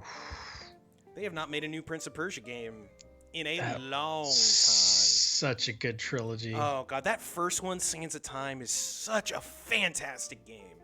Yep. Well, folks, Super Mario Maker and its sequel are very popular and great building tools for making your own Mario levels. But did you know that the seeds for Mario Maker may have been planted as far back as the mid-'80s? In a recent article, Mario creator and director Shigeru Miyamoto talked about the process of making levels for the original Super Mario Bros. By using graph papers and sketching the levels block by block. Of course, in Mario Maker, you place these items and the like very much block by block on a graph. So it is very possible that the early vision of Mario Maker came from the development of the original Super Mario Bros. And speaking of Super Mario Brothers, 27 years ago today was the North American release of Super Mario All-Stars. The idea emerged. So good. Oh, it's one of the best. The idea emerged after the completion of Super Mario Kart in 1992, and with the next major Mario game, Yoshi's Island, still in production, it created a gap in Nintendo's release schedule. So Mario creator Shigeru Miyamoto suggested that developing a value pack containing all the Super Mario games that had been released up until that point would be a good idea. It was his idea to give players, especially in North America, a chance to experience the Lost Levels, which Nintendo had deemed the Lost Levels, released in Japan as Super Mario Bros. 2 in 1986, too difficult for the North American market, and instead they released that retrofitted version of Doki Doki Panic in 1987, which was known as Super Mario Bros. 2 in America. And in this humble reporter's opinion, Super Mario All-Stars is still, to this day, the greatest remaster ever. Do not at me. As mentioned earlier in the news, Crash Bandicoot It's About Time is coming in October, the first mainline Crash game in 12 years. 12 years is a long time between games in a mainline series, but is it the longest? Well, no, of course not. Well, we all know that we all know about the troubled development of Duke Nukem Forever, which came out 15 years after Duke Nukem 3D. Oh. And that game was fucking garbage. It took forever. Terrible. It was 20 years between Kid Icarus games from 1991 to 2011, but as far as I can tell, the record belongs to the Wasteland series at 26 years between sequel and the original. The post-apocalyptic RPG was released in 1998, with Wasteland 2 releasing in 2014. So most parents with kids of video game playing age have a story of a kid accidentally or on purpose buying games or game-related products without the parent knowing until it's too late. Well, a mother posted on Reddit recently that her son spent $20,000 on Twitch over the course of 2 weeks back in June. How many bits is that? The boy paid for subscriptions, which can go as high as $24.99 per month. By the way, subscribe to my channel. He bought bits, which are used to cheer and chat and give donations, and he also made uncapped donations to various streamers, including Tfue, Gorb, and Ewok TTV, as well as athletes, including Atlanta Falcons backup quarterback, Kurt Benkert, and Miami Heat's Myers Leonard. The mother was able to recoup most of the money that was spent, but I bet that kid is grounded until the end of time. But also, if that kid is watching, twitch.tv/Team Llama Squad. And finally, I'm a massive video game geek, and people keep telling me to get a life. Well, I thought to myself, I don't need to get a life. I'm a gamer that has lots of lives.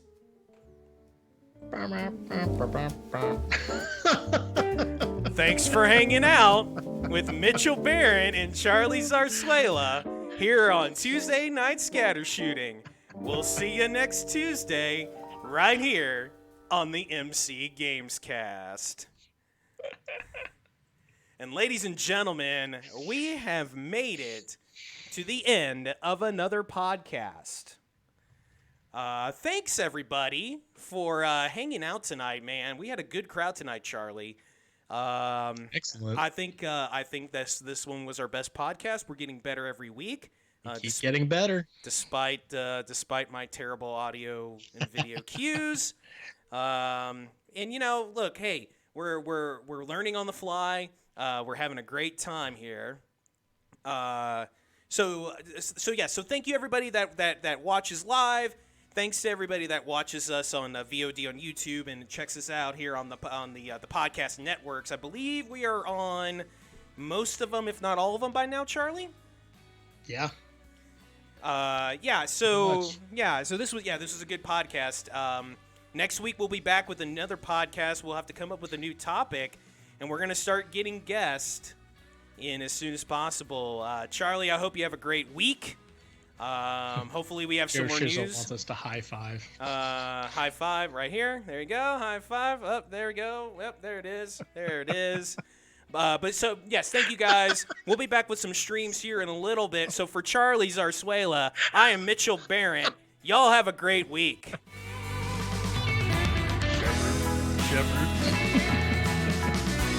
Shepherd. Boy. Shepherd, boy.